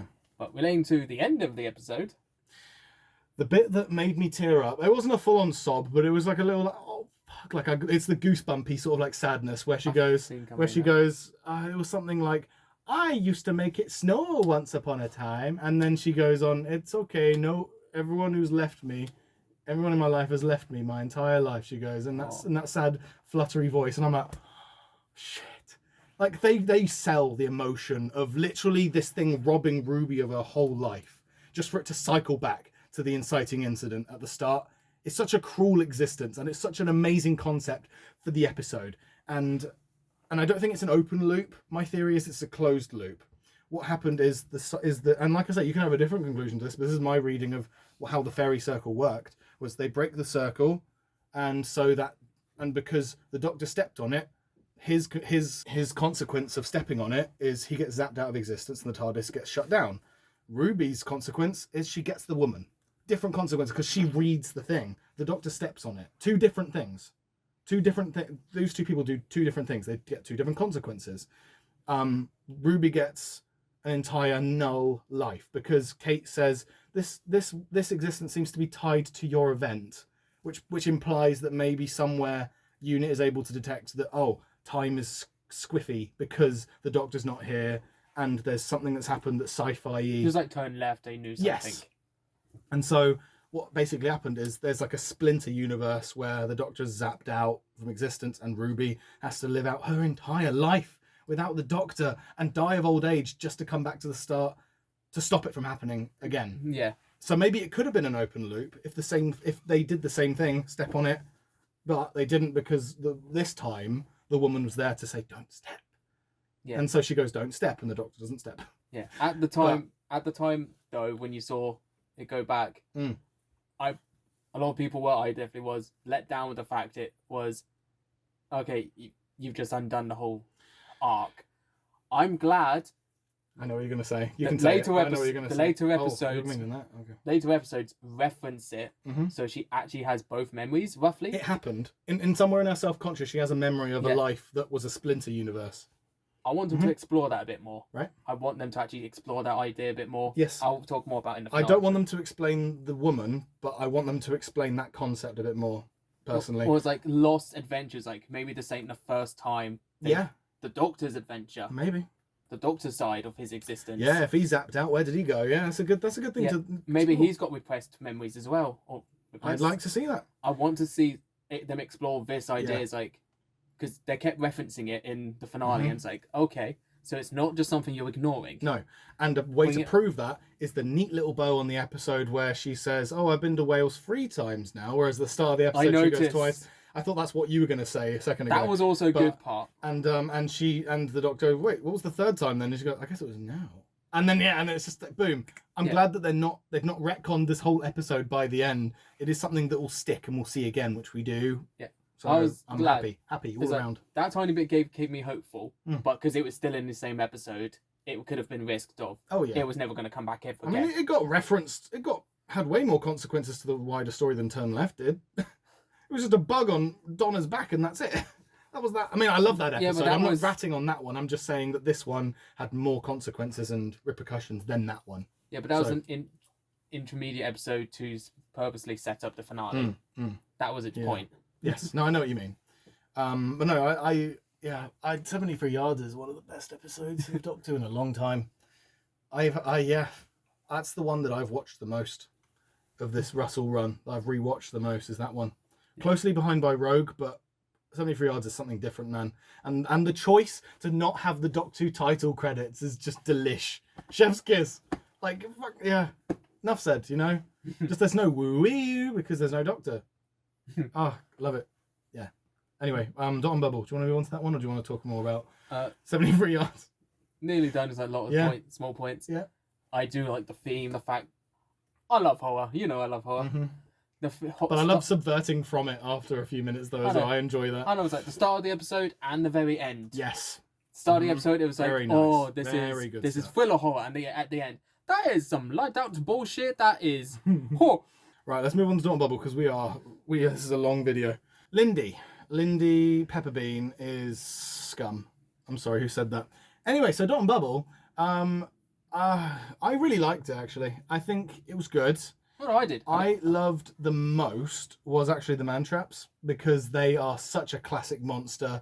Oh, the They are things. they are fucking such a big clunky rubbery classic monster that you'd see in like the And they're 80s real. and 70s, and they were real. They were And they did real. CGI a few more of them to get more in because they only had one puppet, but yeah, it's still real by concept. And I love that they are what they are, and they don't move very fast because they don't fucking need to, because they should only exist in this story because they complement this story so well, because they're only a threat because of how ignorant the victims are in I this found story. it more funny. It's yes, The it's amount of people dark that just comedy walked into it, in a nutshell. Yeah, great. It really was great. And Lindy Pepperbean, admittedly, I've forgotten her actress's name, but she does such a good job of playing a character that Hate the is character, love the actress. annoying to see on screen, but captivating enough to keep you from turning off because you fucking despise her guts until the end. But you know what I mean, like throughout like the most of the character was built runtime, to be hated. she was, but she's still engaging. You Yeah. still want you still enjoy seeing her on screen. You're still hooked to see more because she has got energy to her. She's not like she's boring. She is just very irritating in parts about the until the end. She only got a few lines of dialogue that are outright irritating, and she's got quite a few lines that some people didn't notice that are quite racist. like secretly racist. Like some of them I didn't obviously pick up on until about, I want to say, just what was the line that actually got me? I think the first line where I thought, wait, is she a racist? No, this is Doctor Who. Was when she went, he's going to be, because when she's talking to when she's running about, basically when she's already running before Ricky September, she goes, oh, I know he's not as stupid as he looked, but I can't wait for him to get punished. But just hear him out for once, okay? Yeah, I think I had thought, oh no, before that, it was the line where she goes, oh, it's you. I thought I blocked you. I thought you all just looked the same. I heard that line and I thought, that's a strange line of dialogue to have in Doctor Who. That must have been just a mistake. Like, but then when that one happens, I'm like, hold on. And so I didn't think that I wasn't expecting the rug pull at the end, but I did pick up on those comments around then onwards. Yeah, if that makes sense. I picked up on those. Yeah. However, I was too engaged in the episode. Yeah. I actually forgot about the racism part until after watching it. Yeah. But it's more as like I thought it was, you were just looking down on them. Simple fact is, because she's privileged. Yes. Yeah, that thing. I get what you mean there. Yeah. There was something else there. Because at the start, it does slowly, it's a slow burn. There's slowly a few more. It was like, I think like an hour later, I realised, I was like cooking dinner, I went, holy shit, she's racist. Yeah, that's it. I mean, that's the thing, because the first face that she makes, it's a great scene where she's getting ready and she's like cleaning her teeth or whatever, and she's watching a video or whatever, and the doctor pops up and he goes, "You are in grave danger. You need to get out of it." And she does the face, which can just be seen as comedic, but with the added context that she's a racist, there's a lot of it. There's a much darker. The thing is, even before feeling behind that facial expression she makes there afterwards, but it is still comedic when she just swipes him away. Like, Lindy, don't go, and she plays the polka dot bikini song as the monster approaches her. It's such a great cold open. I think it's so Well, even so, well done. Especially on that part. In that moment, what did he exactly expect? All these people know each other. Yeah, they made that obvious, like they all know each other, and a random person just goes up and goes, "You're in danger," blah blah blah, and you're like, I would go, fuck off. Yeah, and my only thing, and this I don't care, but it was like, yeah, well, no, but my only thing that kind of, it's not a thing that bothers me. It's just something that makes me question the script and how many drafts it had. Actually, two things. One of them is a bit more problematic than the other. One of them is, how did the Doctor not? He seemed surprised by the end that they're racists. Like, after how many? Because it's implied that while the Doctor and Ruby aren't talking to Lindy, they're trying to get in contact with other people there. Surely, with how all of them were talking to him, that he would have cottoned on. With him being an intelligent space being, you know, he would have cottoned on that maybe they're a bit racist. I know what you're going to say. I get that, this is his first, face where he's actually of colour. So it might be the first time he's experiencing it, which might be why he's a bit.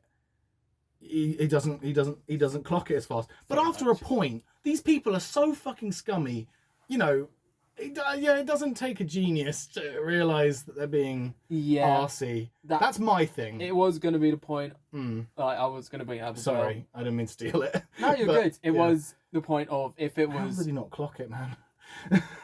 Yeah, that's my thing. you've opened up that bit more. As because if it was just like that one instance, if it was just Lindy he was talking to, then maybe that would be fine. But it's implied that he was talking to everyone to go to that thing with the water, because there's an escape.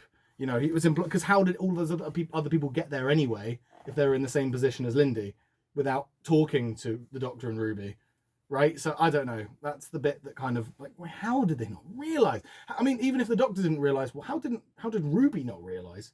Because she lives on Earth, and a planet which is notoriously racist. So, you know what I mean? It's just my thing. It's my little... No, now that you pointed it out... I'm pulling at the seam, and it's starting to pull out of the jacket. That's where I'm at with it, But, this is one of the ones I did watch the Unleashed of. Right. Mainly I wanted to see Lindsay hit the fucking pole again. Oh, God. I watched that with my parents, and my dad he howled with laughter at that. It was the best thing ever. The Unleashed, Russell admitted, it's like, I know I'm going to have shit for this episode, because it's another one pointing out racism.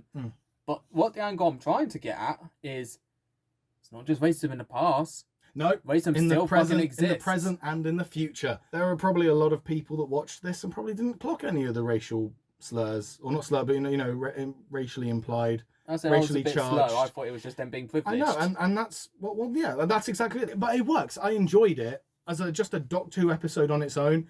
It also worked as well. If it didn't work on its own and it was only a vehicle to shove that message in our face, that would have been a problem for me. But the fact that it was so enjoyable because of the concept of the bubble around them, and first of all, just looking at how good the CGI is of that fucking thing. Because I'm like, how did they do that? They're using and Disney also money the well. man traps. Yes, the Disney money went into that fucking thing big time. Oh no, I think what they did is they got a bubble machine and went and put it right over that makes her head. sense. But yeah, and considering it is a Doctor Light episode and a Companion Light episode until the end, you see them on the screens. It still works, and it didn't feel like they were gone from the episode. It felt like they were still there, contributing to the plot. But we were mostly following Lindy, which was a bold move for the script. But I think it did pay off because it made the betrayal at the end feel so much worse because we spent the last 40 minutes following her. And then the bit where she gets Ricky killed, it's kind of a precursor to that, where you go, oh, well, fuck you then. And then when she, like I say, when they all, are assholes to the Doctor, you say, fuck you again, fuckholes. So, yeah, I don't know. And also, my favourite Murray Gold score in this season is that one at the end when they walk away and the Doctor walks back to the TARDIS. And the look on his face as that music is playing is so good because it just screams, it's all right, Doctor. You don't have to save these guys. Some people aren't worth saving. You know what I mean? Yeah. No, there was a point I was going to make about... Sorry, okay. No, that was a good reminder. Okay. The point of him not realising... Yeah. Here's a different way to think about why he wasn't as reactive. Sure. It was more, I think he just gave up trying to help them at that point. Yes. Because it could be taken on. He wanted to spend the whole time helping them, and they just wouldn't accept. And he's just like, I don't fucking care what colour I am. Okay. Just let me help you. That's make me feel a bit better about it now. But especially with the line that he says where he's like, I think he said the swear word there. He didn't say it in the episode, but that's probably what he was thinking. I don't care what you think. You can say anything. Yeah. Just let me save you. It was a line like that. Yeah. And so from that perspective, he probably gets it by that point that they're bigoted, racist assholes. Yeah. So, because when he had his anger moment, I've seen it more at, which I did at the time, hence why it went over my head, the racism. Right, yeah. Because it was like he just wanted to help. He didn't... Yeah. It's like, he wasn't angry because they realised, hang on, these are racist fucks. It's like, oh, for fuck's sake, I just want to help people. I don't care what you actually think of me. Just let me save people. Yeah. Fun little fact. The scene that Ncuti did where he reacts to the racism or his basically tantrum about it as he walks back to the TARDIS, that was the first fucking thing he filmed for this show. I recall hearing that, yeah. Oh, dude! Talk about talent. Like, Jesus Christ. If that's... they threw him into the deep end with that one. Because obviously Dot and Bubble were one of the first ones they filmed. So obviously that makes sense that on the schedule they would film that final scene as soon as they can, as soon as they get Ncuti off of Barbie, right? So, yeah. Amazing acting once again, Ncuti. Also, another point is them actually leaving. Mm. I'm glad we don't know further. I'd like You to said about think- the mystery on 73. Yes. This was my episode of me preferring not not knowing. knowing. People It's apparently got implied that they die because the Doctor doesn't save them, but you don't know. Maybe there's now a thriving colony of racists on the planet of wherever they are. You don't know. I mean, we did America. Pacifico del Rio or whatever. Yeah. Ooh. Sorry. Yeah. Anyway, Jokes. It's implied the Doctor believes. Doctor's been wrong in the past. Mm. We don't know what's going to happen. They to might them. die. We They don't might need not. to know. And we don't want to know. You know. Yeah. We don't want to know whether they get eviscerated or whether they are a thriving colony I've had from then on. I've had some other people mention they would prefer have known. Like when I was watching that time, it's like I hope something comes out of the water. That'd be fucking hilarious. Just a big Leviathan just eats them whole. Yeah. Eats the whole boat. That'd be hilarious. That's a Rick and Morty thing right there. That's a Rick and Morty all Yeah. over. So, Rogue. 73 Yards is my favourite of this season. Probably my favourite in the last 10 years of Doctor Who. There's contenders there, but it's close. Rogue is almost up there as well. I really enjoyed Rogue. First thing I'll get out of the way. I personally, call me stupid, I never really got any of the Captain Jack comparisons to Rogue, personally. Besides the fact that he's dressed in blue and he's American. He's not a time agent. He's not outgoing. He's introverted, Rogue. I didn't get any comparison to Captain Jack, whereas so many people were like, "Oh, Jonathan Groff is taking the role of Captain Jack." That's what online people were saying. But they were saying that way before it even came out. Right. Which was the same issue Ruby had with Rose. People were saying that. Okay, yeah. People just assumed, just like, because again, it's that thing of, these are new characters. Or this is a reboot. Mm. So they're going, hey, that's just Rose. Mm. Hey, that's Captain Jack. It's like, no, stop it. Let them be their own characters. Because they've both cannot proven they wait. are. I cannot wait for Rogue to come back. Yes. God damn, because Jonathan Groff, I hope that he does. Jonathan Groff said he's up for it again. God damn, I hope, because holy shit, Jonathan Groff and Ncuti are fucking so good on screen together. Holy shit. Even beyond like the romance stuff, just like the witty dialogue as they're walking to his spaceship where he goes, past that shed, that's my ship. You drive a shed? Why is it not cloaked? He's like, it's behind a tree. Just a great line. I just love it. It's so good. And then the bit with the music as well. Kylie Minogue's song as well. Yes. Which is a nice callback to Voyage of the Damned. I love it. We're just like, just them thinking annoying, about this episode. just makes them me annoying happy. each other, just going. Yeah. It's so good. It's so good. The entire period piece of so good. All the costumes and considering how small their set was. Well, it wasn't even a set; it was a location. They filmed all in one location. This whole thing. I know they use that location a lot. I know, but in this episode, that's all they have besides the ship. It's so great how much they did with so little space, and seeing I've forgotten her name, but she plays the Duchess. She was Susie in Torchwood, so it was absolutely divine to see her back, sinking her teeth into a villain. And she loved it. You could tell that she was in that bird makeup and didn't give a fuck about how itchy it was. You know what I mean? Like, she was having fun with that role. And yeah, I've forgotten her name, but she was great. I'd love to seeing her back because she's played characters in the past of Doctor Who. So yeah, great seeing her back once again. And the Cholders are great. Fun little shapeshifters. Interesting how many shapeshifters we have in Doctor Who now. Zygon, Slitheen, now the Cholders. We have tons more that I can't think of off the top of my head, but there's a few. Slitheen already. aren't shape changes. Well, they're steal your skin. skinwalkers. Yeah. And obviously at the first scene with Ruby and the Doctor, we get great banter. And then Deus Ex Machina earrings, i.e. Chekhov's earrings. Chekhov's earrings. There you go. So that was a fun little reference, which we didn't see a payoff until right at the very end, which was very clever. Because if they brought them up too much, it would have made that payoff cheap. But the fact they only brought it up at the start and said, right, hey, let's see if they remember that or not by the end. Because if not, then they'll have to go back and watch again, which they should. Yeah.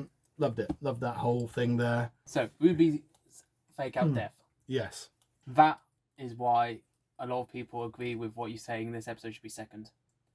What is the flashbacks he's having around there? Yes. The Doctor? With Carla talking about, you keep her safe, yeah? He's like, I promise. And then Don't forget, she already died once already. in Boom. Oh, yes, in Boom, yeah. Which was a lot earlier, and it's like you would expect it Rogue then. should have been the second one. The more I think about it, the more it should have been. It probably would have been if it weren't for some outside influence. Who knows? Yeah. But I don't know. I mean, it's still great. I love the scene. Did you think for a second that Ruby was dead? I know that previously we've watched films and stuff where you've been like, if there's no body, then you don't believe they're dead. How much did you believe that Ruby was dead there? Because you call film and TV more out on bullshit like that, on fake outs. You're better at that than me. Usually. I knew it wasn't going to happen because the big mystery. Because of the finale as well. It's that thing of, because it is a big finale. It's like, it's not going to happen, but because of what it led to, Rogue's death is like, that's what made it good. Yeah, I feel like on its own, it would have just been a cheap fake out and they save the day and Rogue goes off happily into the sunset, then it would have been cheap, you're right. But the fact that Rogue takes her space, it saves it from being a cheap, oh, fuck you for tricking me type of thing. Yeah. It does have consequences still. Which again, because it was a strong episode. If this was like just a random person self-sacrificing, but it's because the Rogue made a decision that he knew would break his heart. Well, he'll be dead, but and the Doctors, because it's like, okay, the Doctors had feelings for me this episode, like for the last 40 minutes. But Ruby clearly means a lot to him. Yeah, I'm gonna take her place. Yeah, it's great. Because great moment. I do believe it was that their chemistry, these two, their relationship. I think it was actually really good. Oh yeah, me too. 1,000,000%. It wasn't forced or anything. No. It wasn't like Martha or. There's always issues there. Oh yeah, no, I mean, yeah, Doctor Who has an iffy history when it comes to romance, but I think this it one, they were works both here. like, "Yo, I like you." It's like, "Oh, cool, same." and even the flirting when they think that the other person's the shoulder is even really good as well. And yeah, I just think it all works personally. One thing I'll say, they canonised the Schalke Doctor, the Richard E. Grant, and they made a point in, I think it was Unleashed or an interview. It was a visual effects artist that worked on that graphic of all the faces going around Ncuti after he chucks the psychic paper. That they made a point that they did a scale model of Richard E. Grant as the Schalke Doctor, not as the Curse of Fatal Death Doctor. You know, the Rowan Atkinson spoof Doctor Who thing. Because Richard E. Grant was the Doctor in that as well. Yeah. But they're making a point that it's the Schalke Doctor that they modelled there. So, the fuck does that mean? Maybe it's just a fun Easter egg. I don't know. People are getting their knickers in a twist because of, the continuing to expand the canon and further muddle the Doctor's long history. But at this point, who fucking cares? There are millions of Doctors before Hartnell at this point. I don't give a fuck who they are. Unless they're a good actor, I'm not going to attach to them and care. Same when it comes to Richard E. Grant. I'm sure he's great, but I've not watched Scream of the Schalke in years. And in Curse of Fatal Death, he's in it for like 2 minutes. Whereas Jo Martin, she made a lasting impression enough to where I care about her and want to see more even now. Anyway, side tangent aside, Rogue was great. And my fucking favouriteest scene in this whole season with Ncuti is the bit at the end with Ruby. Where he goes, let's get out of here, let's go. And Ruby's like, you don't have to do this. Yes, I do. I have to move on. Otherwise, I'll never get shit done. And then she goes, no, just shut up a second. And she hugs him. I'm sorry, but it's a great bonding moment between them. Great grounded moment for me. I loved that moment. I really did. Other shit that I enjoyed was the first scene with Rogue and Doctor, where he goes, yeah, quite good on brooding. Just make sure you really glare, you know?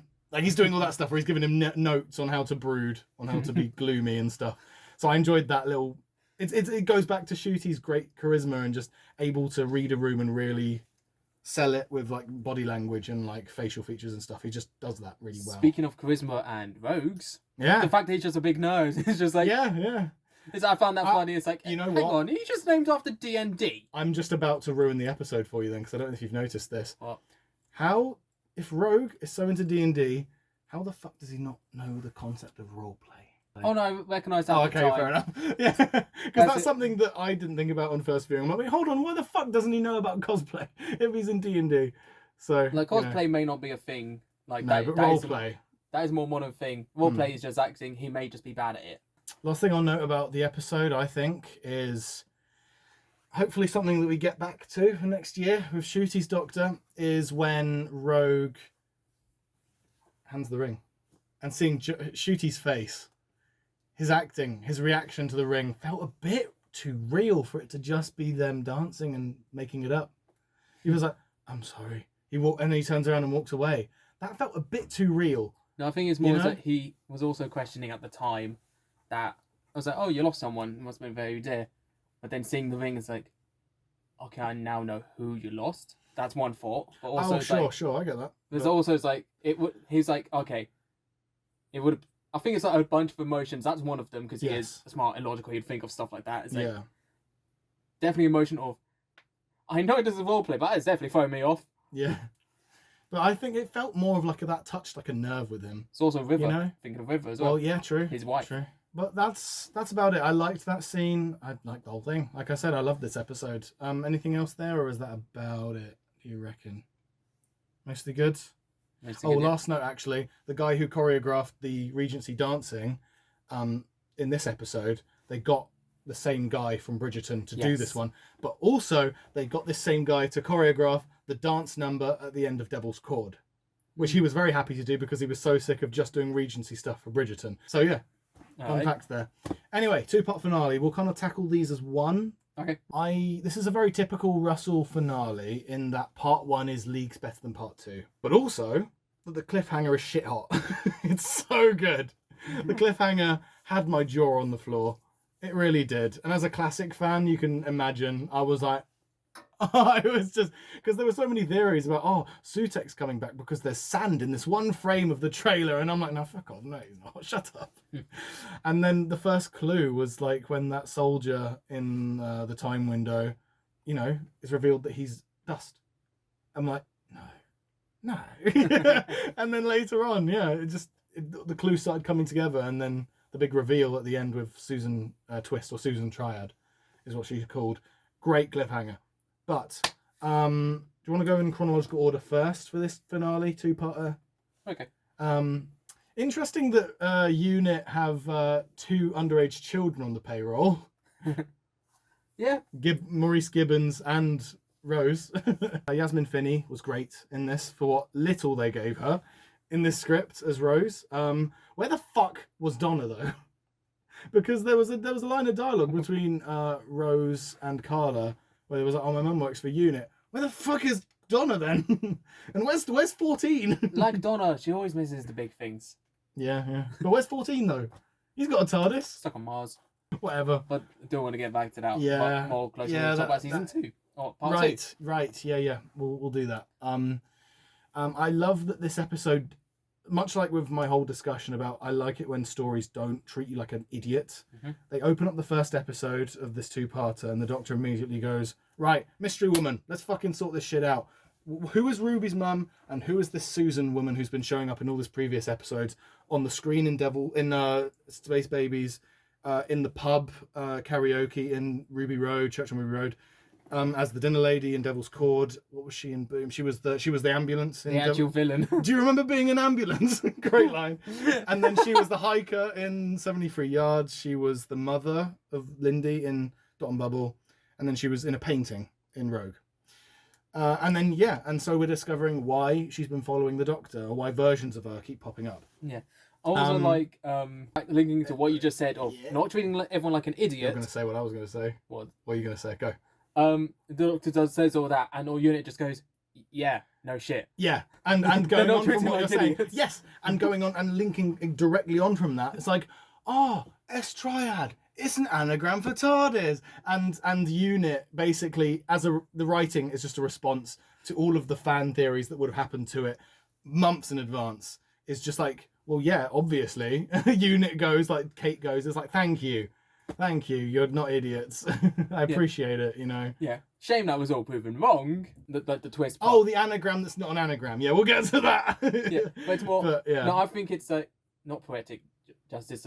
It's I can't remember the exact term, but it's Poetic like license or something? No. Okay. the fact is like it was a tragedy. It's like they were wrong, but it's like they were wrong for the right reasons. Yes. Okay.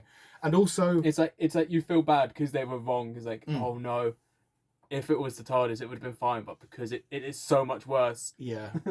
I think as well, maybe the inclusion of the mystery box of it being his granddaughter was a bit much for this 2-parter to handle. Oh, yeah, Especially with the addition of Ruby's mum stuff at the end, which we'll get to. It feels like this 2-parter was a bit overstuffed, and it felt like Russell only did the Susan mystery box thing with the Susan Triad / Sue Tech thing, because the actress's name was called Susan Twist, and he felt, oh, low-hanging fruit, let's do it, you know. And at the time, I was hook, line, and sinker. I was so hooked because cold open happens, and at the end of it, Caitlin, Kate goes, why is this relevant? Why is the name relevant? And the doctor goes, that's the name of my granddaughter. I'm like, oh God, we're going there. I thought for sure they'd be revealing stuff. I already knew it would have been a red herring. Yes. Because Carol Ann Ford is still alive, and to bring back Susan into the show while she is still breathing and is still very much healthy enough to come back to the show, they should. I think Carol Ann Ford is great, and I think they should definitely, if they ever do revisit this storyline, I knew for sure they wouldn't do it in this episode because of the fact there is no Carol Ann Ford in sight in any behind the scenes. And one of my favourite scenes is just the doctor grabbing the tape and being like, Kate, do you have a time window? And Kate goes, you explicitly told us in the 70s that units should not have anything to do with any time equipment. But do you have a time window? 10 floors down. She goes, and it's oh funny. God. The thing is, I think I've said this in a previous review already, but holy shit, they have done dirty Kate Stewart for so many years on the show. She has just been the token like Brigadier's daughter character, not given her any life or any like quirks or any personality or any dialogue to bite into. And Gemma Redgrave, sorely underrated. Since Russell's come back with like when she was in The Giggle, especially when she's in The Giggle, first amazing performance I think she's had because she's had great dialogue, great stuff to do. I just think that they've given us so much good stuff, even when it's just little remarks, like when in part 1 or in Legend of Ruby Sunday it's called, when she goes, I remember when Dad would tell stories about you at night or whatever, bedtime stories about it. Was oh God, it's nice to have moments where she's actually acting like a human, like human elements where she's not just saying back when my dad was in charge. It's that sort of robotic dialogue that she was given, and that's all. I mean, she did have moments in Moffat's era, maybe nothing in Chibnall that she could bite into. She was just stood in the background for Flux. Was she in it? Yeah. Don't even remember because she fucking did nothing. Remember Flux. No. Because I didn't even give that the opportunity to watch it on a second screen. I watched it I put it on my phone. Yeah. But yeah, she's really been given some justice now with these new ones that she's been in recently. Even in 73 Yards, I think she did great in that one. She had so much nice dialogue to say in that one scene there. And yeah, I don't know. I just think that Kate Stewart is finally a character that I really love in the series, you know? Yeah. But of course, I love the also little reference, again, to 73 Yards specifically, where Ruby has something about it. Oh, you're Kate. There was something there, but not for Kate. No, there wasn't for Kate, but it was for Ruby. Yeah, I like that too. I said, I want that door to be opened a bit more. I want to see more stuff. Yeah. Also, Maurice Gibbons. I don't know the actor's name, but he's brilliant. Yes. He actually was gonna did voice one of the babies in Space Babies, and Russell got on with him so well that he was like, "Fuck it, we can't get Shirley back as the scientific advisor from The Giggle for the finale. Yeah, why is Do that? you want to be busy shooting schedule clashes? I think. Would you like to feature in the finale, in this 2-part finale, and be your own character?" And he said, "Yeah, fuck yeah, sure, sounds like fun." And so that's why he's there. Last minute addition, but a very much welcomed one. Like the bit where they're in the time window and he's like, "Oh God, it's overloading," and then Kate's like, "Should we turn it off?" And he goes, "No way." I'm like, there you go. That's a nice, fun, likable character there, and that gets moments to shine. And again, just that moment. What was the soldier's name? I'm moving on a bit fast, but what was his name? The sand one or the guy who's Colonel something? Chidozi, Colonel Chidozi. That's it. He's great as well. I like the little bit where the doctor greets him. He's like, "Right, Colonel Chidozi, so you're working out?" And he goes, "I try, doctor, I try." It's just nice to see them acting so casual, like they're all best mates, meeting up again type of vibe. That's what I love about this new unit, and I'm hoping will be a spin-off soon. There's a great bit where the doctor accidentally gets that soldier killed because they're in the time window and they're trying to figure out, Ruby's mum's face. Which, if you think about it enough, why was her face covered if she's just some random Sandra down the pub? And why does it snow every single time they think about it? Okay. I'll mention the hood though right now though. Yeah. I was just under the assumption so that it didn't get any red flags in my head. That's just a cliche look for people finding kids at orphanages. Yeah. My example. There's a specific uniform you have to buy before you abandon your child on the steps of a church. Yeah, my specific example is Meet the Robinsons. Yeah, okay. Which has exactly that happening. My thing about it as well with hindsight, and we'll talk about the finale, like the actual conclusion when we get to it in a minute. But why did the Doctor's memory of the church on Ruby Road keep changing if she's just some random woman? Like, but going back to it, the time window stuff was all really cool, really tense. For a bit, the actual hologram like vision of Ruby's mum approaching them in the time window looked quite creepy. I thought, especially when it zipped past them, it was like, oh, nice little creepy hooded monster moment. I thought 7 3 yards moment. Yeah, well, not quite that scary, but you know, yeah. And then what else happened there? I suppose after that they went to see Susan Triad. Yeah. But I love this little moment where the Doctor like kicks the wall and then kneels down and a great moment from Mel, which I haven't talked enough about Mel yet, but her just literally saying, "You finished? Get your ass up and get into gear." I just love her attitude about it because you know the Doctor's having a tantrum. She's trying to get like snap out of it. Come on, we've got to get on with this. I loved how she did that. The portrayal from Bonnie Langford there was so great. Might be a memory thing. I can't remember why. Was it just on the soldier's death that caused him to have that reaction? Yes, because also just not understanding anything and why Ruby's mum suddenly decided to point at him in the hologram, but not when he was actually there. It was that sort of stuff. Right. So it was kind of that. It was like he's kind of frustrated with himself as to why he can't figure it out, probably. But then the cliffhanger happens, and it's one of the best cliffhangers we've had in a long time for me. Bloody loved it. I really did. Just the entire lead up, like the acting from Susan Twist, where she goes, "In every dream I'm there," and then when she like just freaks out, and the makeup on her. Nightmare fuel, Jesus Christ, it's so good. And Harriet Arginger. Yes, yeah, I loved it. And the line that gave me goosebumps was when Susan Triad stands up and goes, "Did you think I was family, Doctor?" It was just that hits. It was so good, that bit. And yeah, it was just great the whole way through. And then obviously Harriet Arbinger listing off all the other gods they've faced. Interesting that they've canonized the Mara to be a god of the pantheon, even though they weren't the god of beasts. They would have been like the god of like visions or dreams. I think that would have made better sense for the Mara than the god of beasts, but whatever. And they didn't reference Fenric, which annoyed me, and they didn't mention the Seventh Doctor god that he faced. And then also didn't mention the god of fiction. Yeah, but then they would have just been listing a bunch of gods. Yeah, but they're all gods that the Doctor faced, so why those ones but not the others? Maybe because they're planning to bring them back next season. That's my hope. Because I'd love to see Fenric and the god of fiction. It was just an excellent cliffhanger overall, I thought. It's just the final shot is just... It made me creepy. It's creepy, but it made me chuckle in a good chuckle. Yeah. Simple reason is... Definitely cliche for 10th Doctor of someone reaching out and trying to grab his face, like, oh no, death by face grab. Yeah, yeah. It's a common thing. He ends with the Doctor just staring at the villain, the villain's going, ah. Yeah. I'm like, okay, I love that. It is so good. Like the low growl as well, just, I bring death to you and your tiny, vile, incessant universe. Oh, so good. Now, yeah.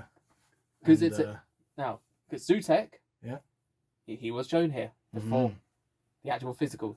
I've seen bits and pieces of Pyramid of Mars. Yes. What are your thoughts on the look of him? Okay. All right, listen. So he's not a fucking dog, okay? He's a jackal. There's a difference.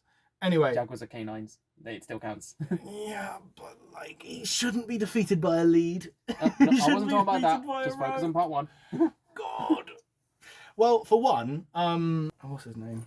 I forgot his name. Oh, the original voice actor. Yeah, they got him back. Yeah. Wolf. He's Wolf. Shut up. I found out about the original voice actor and the fact he also played the Beast in Impossible Planet. Yeah, Gabriel Wolf. That's his name. Yeah. He's so fucking good. The thing is, as well, is immediately the first line of dialogue he said in like just before the cliffhanger started. I'm like, my eyes went wide open because already I saw the sanded dead soldier. I'm like, no. And then when I saw that voice, I'm like, no way this is happening. Saw that Because voice. yeah, it was the voice. It was the voice. I was just, no fucking way. And I was like, that better be Gabriel Wolf because it sounds like him. And I was just so excited to see in the credits, when the credits rolled, it said Gabriel Wolf, and I'm like, man's back. He's back for seconds. And or thirds, because like you say, he played the Beast. Interesting line, a dialogue Carla had when they heard the name, or heard like a growl or something, and she goes, "It's the Beast." Ah, Interesting. nice.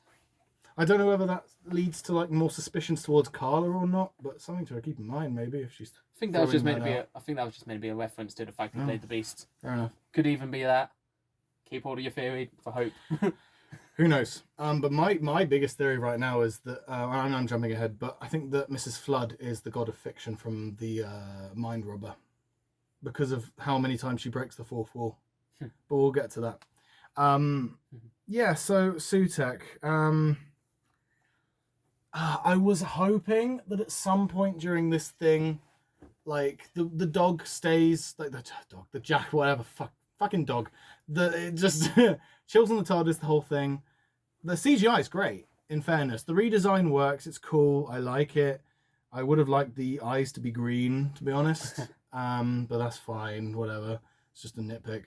What I would have liked for just one little scene is if we had like the humanoid version of Sutek just stroll out of the TARDIS once to face off against the Doctor. Just be like, yes, I'm going to kill you face to face this time, Doc. And it's just, rather than the dog do it, just... Or at least convert into it so he goes... Right. I think it would have been cooler if the dog was still there, because the dog is just a manifestation of him anyway. Why not create a humanoid manifestation to just waltz through the TARDIS?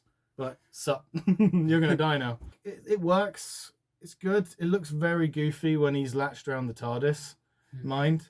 When the flying scenes.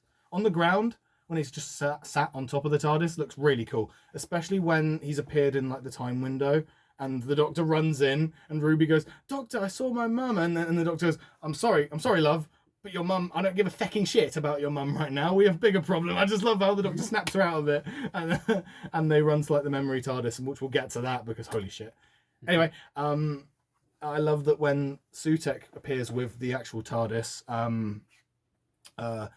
there's a moment, great CGI for one. There's a great moment where Sutek spins the TARDIS round, so the doors are facing away from the Doctor. I don't know why, but that's like a really menacing like thing to do. It's like, yeah, there you go. That's cool. That's something that Sutek would probably do. Literally just close off the TARDIS doors from him. Just a little like imposing moment. I don't know, as he's talking. I just think it works. I like that bit. What about you? What are your thoughts on that whole thing so far? And what are your thoughts on Sutek being someone who's not seen the Pyramids of Mars? Well, yeah, it's like seeing a villain like that. It's like, yo. Very imposing, very big. I liked it. It was menacing. I just would have liked the humanoid version of Sutek to appear at some point. I didn't want him for the whole thing. I just, little moment where he came face to face with the Doctor would have been nice. That's all. As a New Who fan, seeing the fear on the Doctor's face, it gave away he knew this one. And I'm like, okay, oh, this fuck, seems... this is serious. Yeah.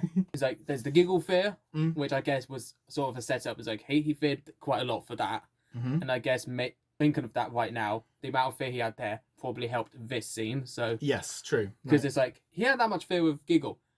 Look how much fear he's got now. Speechless. Didn't say a fucking word. He was... Yeah. No, he did say a word. It was the wrong anagram. Even though it's not a fucking anagram. God damn it. It was still great to see the Doctor's reaction because they sold it, and seeing Susan like go, "Rah!" and then just dust that one dude to the left of her, right? Yep. I was like, oh, we are so back. I felt it. I felt the excitement, like, oh, for God, I hope they do Sutek justice. So, yeah, part 2. Infinity War. Oh yes, I forgot about that bit. Fuck. No, that was start of part 2. So yeah, that was, wasn't it? How did you believe that they were permadead at any point during that sequence of the Infinity War? No, I think as soon as I saw it, I went Disney. You stepped you've in. done again. this before, yeah. I don't know. It's like when you see a for beam a of light. second, I thought it because at first it was. I think the order is that it was unit first, then it was Mrs. Flood and Cherry, then Carla. And when it kept going, that's when I thought, no, there's no way these are going to stick. Because if it was just like a few, maybe they'll stick. Maybe they'll stick to it. No, they can't kill off Kate. They can't kill off her. They can't even kill off Unit. No, they can't. I mean, Kate is Unit. Sorry, Chibnall tried to through Brexit. Even if I kind of almost immediately thought they'll be back, was a great line of dialogue from Kate as the dust was kind of going around the room and everyone was dropping like flies. She was saying, "Doctor, this is me signing off. Make sure you send this thing back to hell. I hope there'll be birds," or whatever she says. And then she goes. I'm like, even till the end, Kate is just spouting fire, straight fire coming out of her mouth. I don't know. I just love Kate these days. I think that she's been treated so well with the writing, and also, like I say, Gemma Redgrave's a great actress, always has been. It's just she has good material to sink her teeth into now with these scripts. Yeah. So it's lovely to see these great moments coming out of her now. Okay. Anyway, you go. Tiny bit back. Go back. I like the I like the joke of when they were shooting it. I have a feel, if I remember rightly, it's something that is more of a classic Who reference as well. Kate just goes, "Oh, for God's sake, one day bullets." I can tell you where that episode's from as well. In Robot, the first Fourth Doctor story, they're trying to shoot this giant robot, and Brig goes, "One day I'd like an alien menace that is impervious to bullets." He says something like that, and so it's like, "Oh, one day." Her saying it is like, "No." Yeah, good for you. Again, it's so nice. Again, I've seen the clips, so I know, but as new Who fans seeing it first time is like, guns are useless. Yeah. Right, Memory TARDIS. This is a set which they borrowed from a spin-off they're doing recently called Tales of the TARDIS. Yes. Where it's basically a clip show of a few classic stories they've handpicked. This Memory TARDIS, or Remembered TARDIS, as it's called in the episode, is featured in all of them. And they bring back old Doctor Who actors to come on and guest and be like, "Do you remember that time when we fought Fenric? Do you remember that time?" It's basically that Doctor and Companion coming back, or any surviving actors they have from those stories to come back and talk about it and show off the old episode in a more cut down, digestible format for the modern audience that maybe don't want to sit through a lot of filler. That's so they use that set and use it as the Remembered TARDIS in this, and I fucking love it.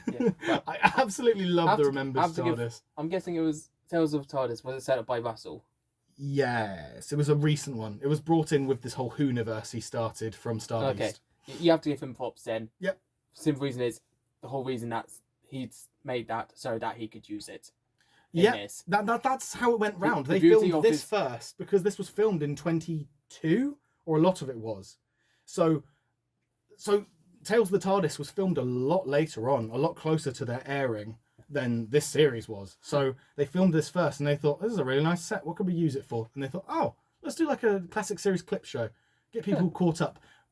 Which I appreciate that they did that, because it maybe made people want to go and watch the full Pyramids of Mars after this story. Yeah, because that's one of the episodes. Yeah. Of Tales of the TARDIS. I mean, I could gush about all of the tiny little fucking things that are on that set, but just go look at the set, go look at photos. We won't do that here. We're on about the episode, not a specific set on the episode, but I love it. I love it to pieces. I love how cramped it is, because you could tell they were having trouble filming three actors on that set, but it's still so joyous to see that thing. Oh, there's one line that I loved in the time window where the Doctor goes, "If everything here is remembered, then what is the memory of a time machine?" Great line. And then also later on where the Doctor gets a spoon. It's such a small little scene which didn't need to be there, but holy shit, is it emotional. That was well. Maybe a bit drawn out. Could have been trimmed a bit here and there, but for the most part, I still loved it. And the bit where she dusts, and I think her child died. Oh, dark, but also sad. And then the Doctor goes, "I promise you," with a spoon. And I'm like, I felt that. Like, it's just, well done, Ncuti, once again. Yeah, but that scene really held on to me specifically, because it was like, it's like, as soon as she said, "Hush now," then there was no baby noise. Uh-oh. Yeah. I was like, that is fucking dark. I also did like the stuff with Mel in this second part quite a bit. I like that she held on a lot, and I like the twist, obviously, that the Doctor knew, not all along, but he did catch on that, oh, she's too cold. And then, great bit, and also just great acting on Bonnie Langford. I'm a big fan of Mel, so props to Bonnie Langford. Their main crux, their plan is to find out Ruby's mum, because Sutek doesn't know who Ruby's mum is, so she's got to be important. First of all, how the fuck does Sutek not know who Ruby's mum is? Because there's a line in there where it says, the death wave can actually trace back in lineage from offspring to parents and vice versa. So if the death wave can figure that out, why can't Sutek? He invented the death wave thing, right? Like, what the fuck? And also, why does he fucking care? Why does he care? Why does he care who Ruby's mum is? I'm sorry, but he's a god. He's an absolute god, and I can't. Yeah, why does he give a shit? That bit is I find too funny, and this is a not good funny. That is for fuck's sake, that is dumb. Yeah, it's really dumb. It's because just like, you got defeated because you are curious. You should be a jackal. You instead look like a dog, but you act like a cat. Yeah. You got killed because of curiosity. Yeah. Curiosity killed you. Nice one. Good one, man. Good job, man. Good. Anyway, they defeat Sutek with a fucking dog lead. I don't know, man. And a whistle. There's a nice line of dialogue as Sutek's leashed, where the doctor says, "If you're the god of death, the man must represent life." Great line. I really loved that, actually. Them killing off Sutek, I'm obviously against, because I want Sutek back. But he can just return. The Master has died more explicitly than that before, so they can just say that the particles of Sutek reformed in the vortex, and he was like, Sup, I'm back, and I'm an even bigger dog this time. But yeah, I don't know. This time I was hanging on the whistle. The issue with the defeat of Sutek is the same issue I had with the Toymaker. It was too easy. Defeated them with a game of catch. Defeated them with a fucking dog lead. I don't know. I just didn't. Maybe that's the only way to defeat gods.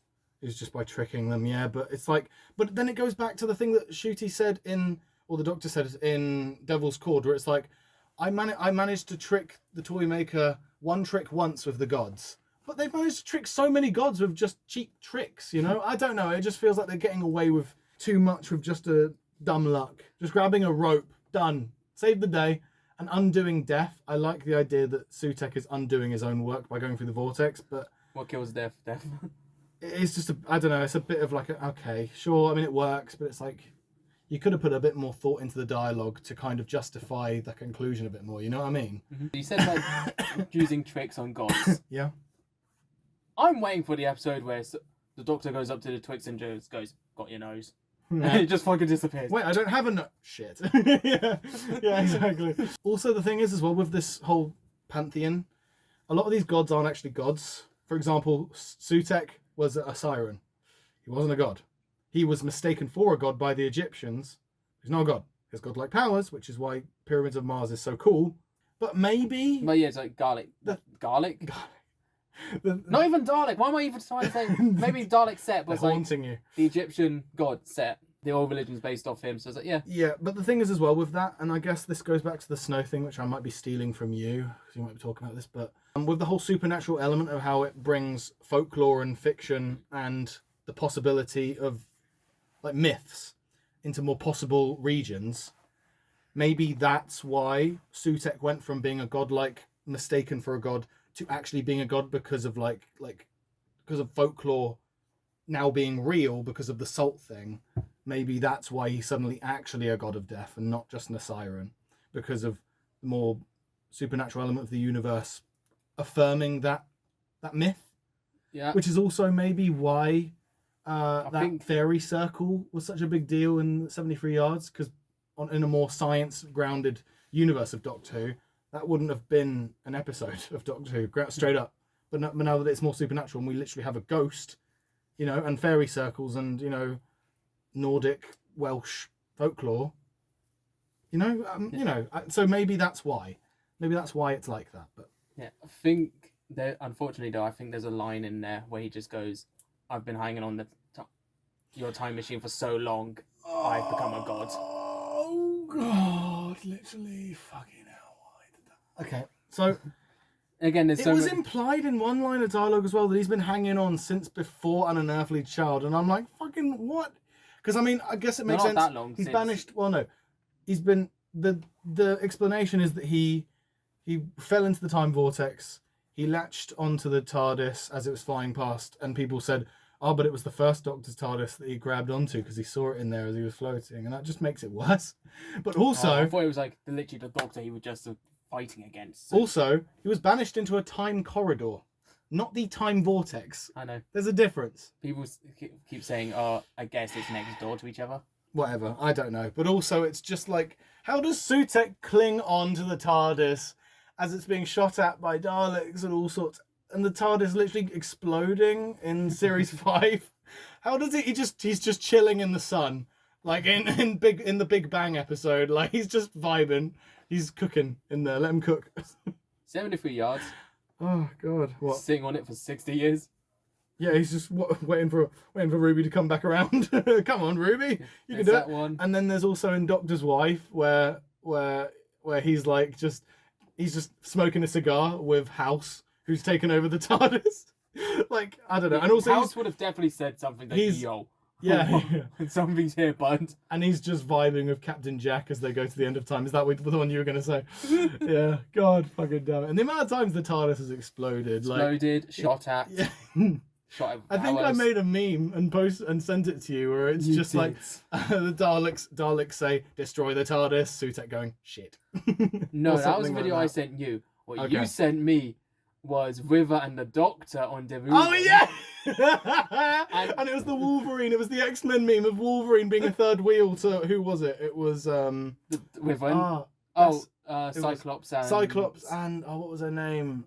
Well, you know what I mean. It's basically just Sutekh third wheeling on Beryllium as 12 and River fucking vibe.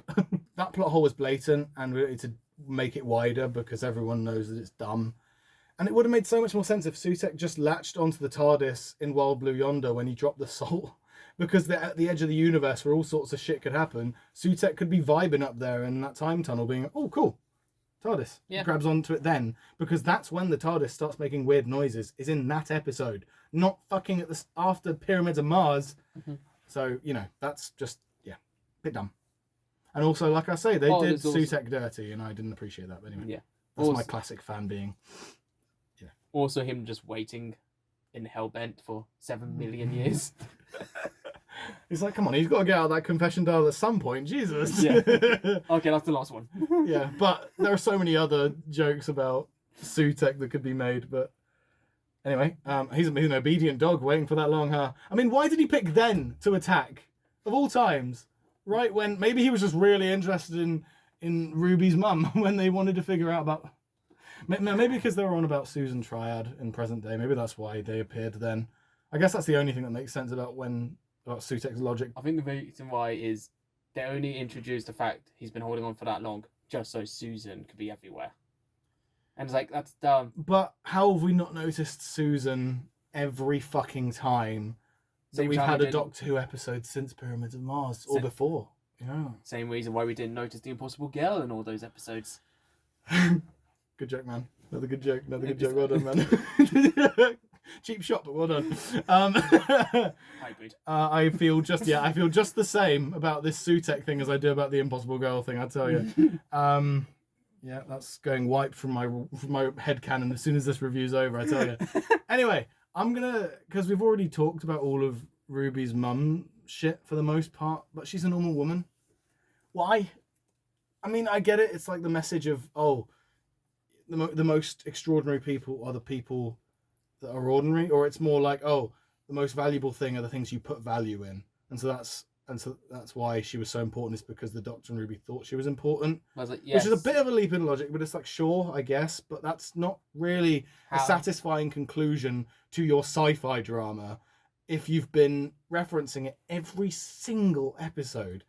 If it was just mentioned like once on Ruby Road and then brought up once more here in this finale, it wouldn't have felt as bad. But the fact they've built it up so much with the snow and the blatant just retconning of, the Ruby Road sign, she was naming you, even though there was no social worker in sight to be able to see that, that random hooded woman is pointing at the sign Ruby Road. Let's call her that. They just called her that because that was the road she was on, not because her mum pointed at the sign. Well, it's worse. That Also, the sign wasn't there, right? You said that? Not even that. Or is that as well? The sign wasn't there. it's not in the early episodes. No. Also, the clip changed. Yep. It was always pointing, because she didn't know the Doctor was there. Which, no. if it was changing, she would have gone, holy shit, there's a flying ship. I feel like the only way to fix this, and I hope this is why, which is why I have this theory of of Mrs. Flood being the god of fiction, is that she's making a mockery of events in Doctor's life, but like she's meddling with it, because that's something that the god of fiction would do. Would make new stories out of existing things. It's also what Toymaker referenced as well. Right. It's like, have you seen how I've done to your history? And that can be implied that he's the one that added the timeless child to his backstory or not, and that can be put into people's headcanons or not, and that's fine, and we don't have to read more into it than that. People reference it could have been the Eighth Doctor saying he's half human. Yes, that too. Yeah, you're absolutely right. But yeah, and that's what the god of fiction could be doing here. They could be changing the memory of the Doctor so that now the mother's pointing at him / the sign. Maybe that's why gravity's back instead of Mavity. Maybe they just forgot. Well, no, it's clearly planned out. It's gravitation now. Also, so even on a conceptual, I mean, you know, I have a problem with Ruby's mum being normal, especially how much they built up. But on a actual episode basis, there's like 15 minutes. There are like 4 endings to this episode. Yeah. There's the bit where they defeat Sutek, fine. Then there's a bit of unit where they're having tea and they're being way too calm after all being fucking murdered literally minutes before. But that's fine. That's just a day. That's a day at the office for them. So who cares? I'm not going to complain about it. Although that was a funny joke by the Colonel guy. He's like, I can make the tea. Did you make this tea? Don't make the tea. Don't make the tea. But I love that at any opportunity, Kate Stewart is just hiring whoever she fucking can. Yeah. She needs to stop that. Unit could use someone like you. What, you mean a harbinger of death? Yeah, I mean, okay, so there was that ending. Then there was Ruby meeting her mum in the... I liked that scene. Mm-hmm. Went on a bit long. Good acting. Great scene, great directed. That's a good ending. But then they're back at the flat and they're looking at pictures, so that's an ending. And then Ruby says goodbye to the Doctor, so that's another ending, even though that goodbye is void because she's back next season, and we know that she is. And then there's the ending after that with... She's not back like Martha was, where she showed up for like No, episodes. she's back for like at least half of season 2. It's guaranteed. She's in a lot of season 2. And then you get the other ending where Mrs. Flood is, talks to the audience saying all this shit and chats load of bollocks. There's a lot of endings. Just pick a few. Or trim all of them down. Do something, because fuck me. Or you know what? I don't know why this didn't happen, but just put the Mrs. Flood epilogue at the end of the fucking credits as an after credit sequence. Why didn't they do that? It would have made it so much easier. Yeah. Anyway. One of the endings though made me chuckle, like the one where Ruby leaves. If the Doctor was not crying, this joke would have been working a lot better. And because he was crying, it shows the context. He does care. Whereas like I like the idea of you're normal. Fuck off. Just friend zones her. Goodbye. Yeah. But I love that he didn't say I love you back. It's a very doctory thing. He smiles. Yeah, I enjoy that. He's going back to what he did in Rogue, which if that was like an earlier episode, not the penultimate. If it wasn't the penultimate, if it was the second one, it's like a callback to all the way back then. That would have been nice. That growth they've had. It's like, yeah, that's it. I think. Are we about done? Do you think? Or have we got anything else to say for the finale or the season as a whole? I guess I just wanted more. 8 episodes wasn't enough for me. Yeah. I mean, at the end of the day, like with the quality of episode, there is an episode I hated here. There are some I like more than others, but on a whole, this is the strongest season of Doctor we've had, at least for me. Yes. In a long time. I think contention for being better than Series 8, which is a great season for me. Which one is that? Capaldi's first one. Oh, yes. Which only has 2 weak ones. The rest of it is excellent for me. But, yeah, I don't know. I think this one's great, though. I think this one is very strong. But it's not my favourite. Because my favourites have 12 or 13 episodes each. You know what I mean? It's like, I just would want to... Maybe a 9 or 10 episodes. I'd like 1 or 2 more, you know? Even if it is just like... Even if it is just like a random, I don't know, just chuck a Sontaran in an episode and call it there. I don't know. But then again, like I say, quality over quantity. That's it. We done? Yeah. Cool. we're gonna go sit down and touch grass. Yeah, thanks for watching. If you did make it this far, which you definitely did not, you definitely skipped to the end. we'll timestamp this for each episode, so you can skip to whichever episode. Don't know why I'm telling you this at the end. Goodbye. We're done. Jesus, this is definitely the longest review we've ever done. I don't know how I'm going to cut this down to anything less than 2 hours. Goodbye, everyone.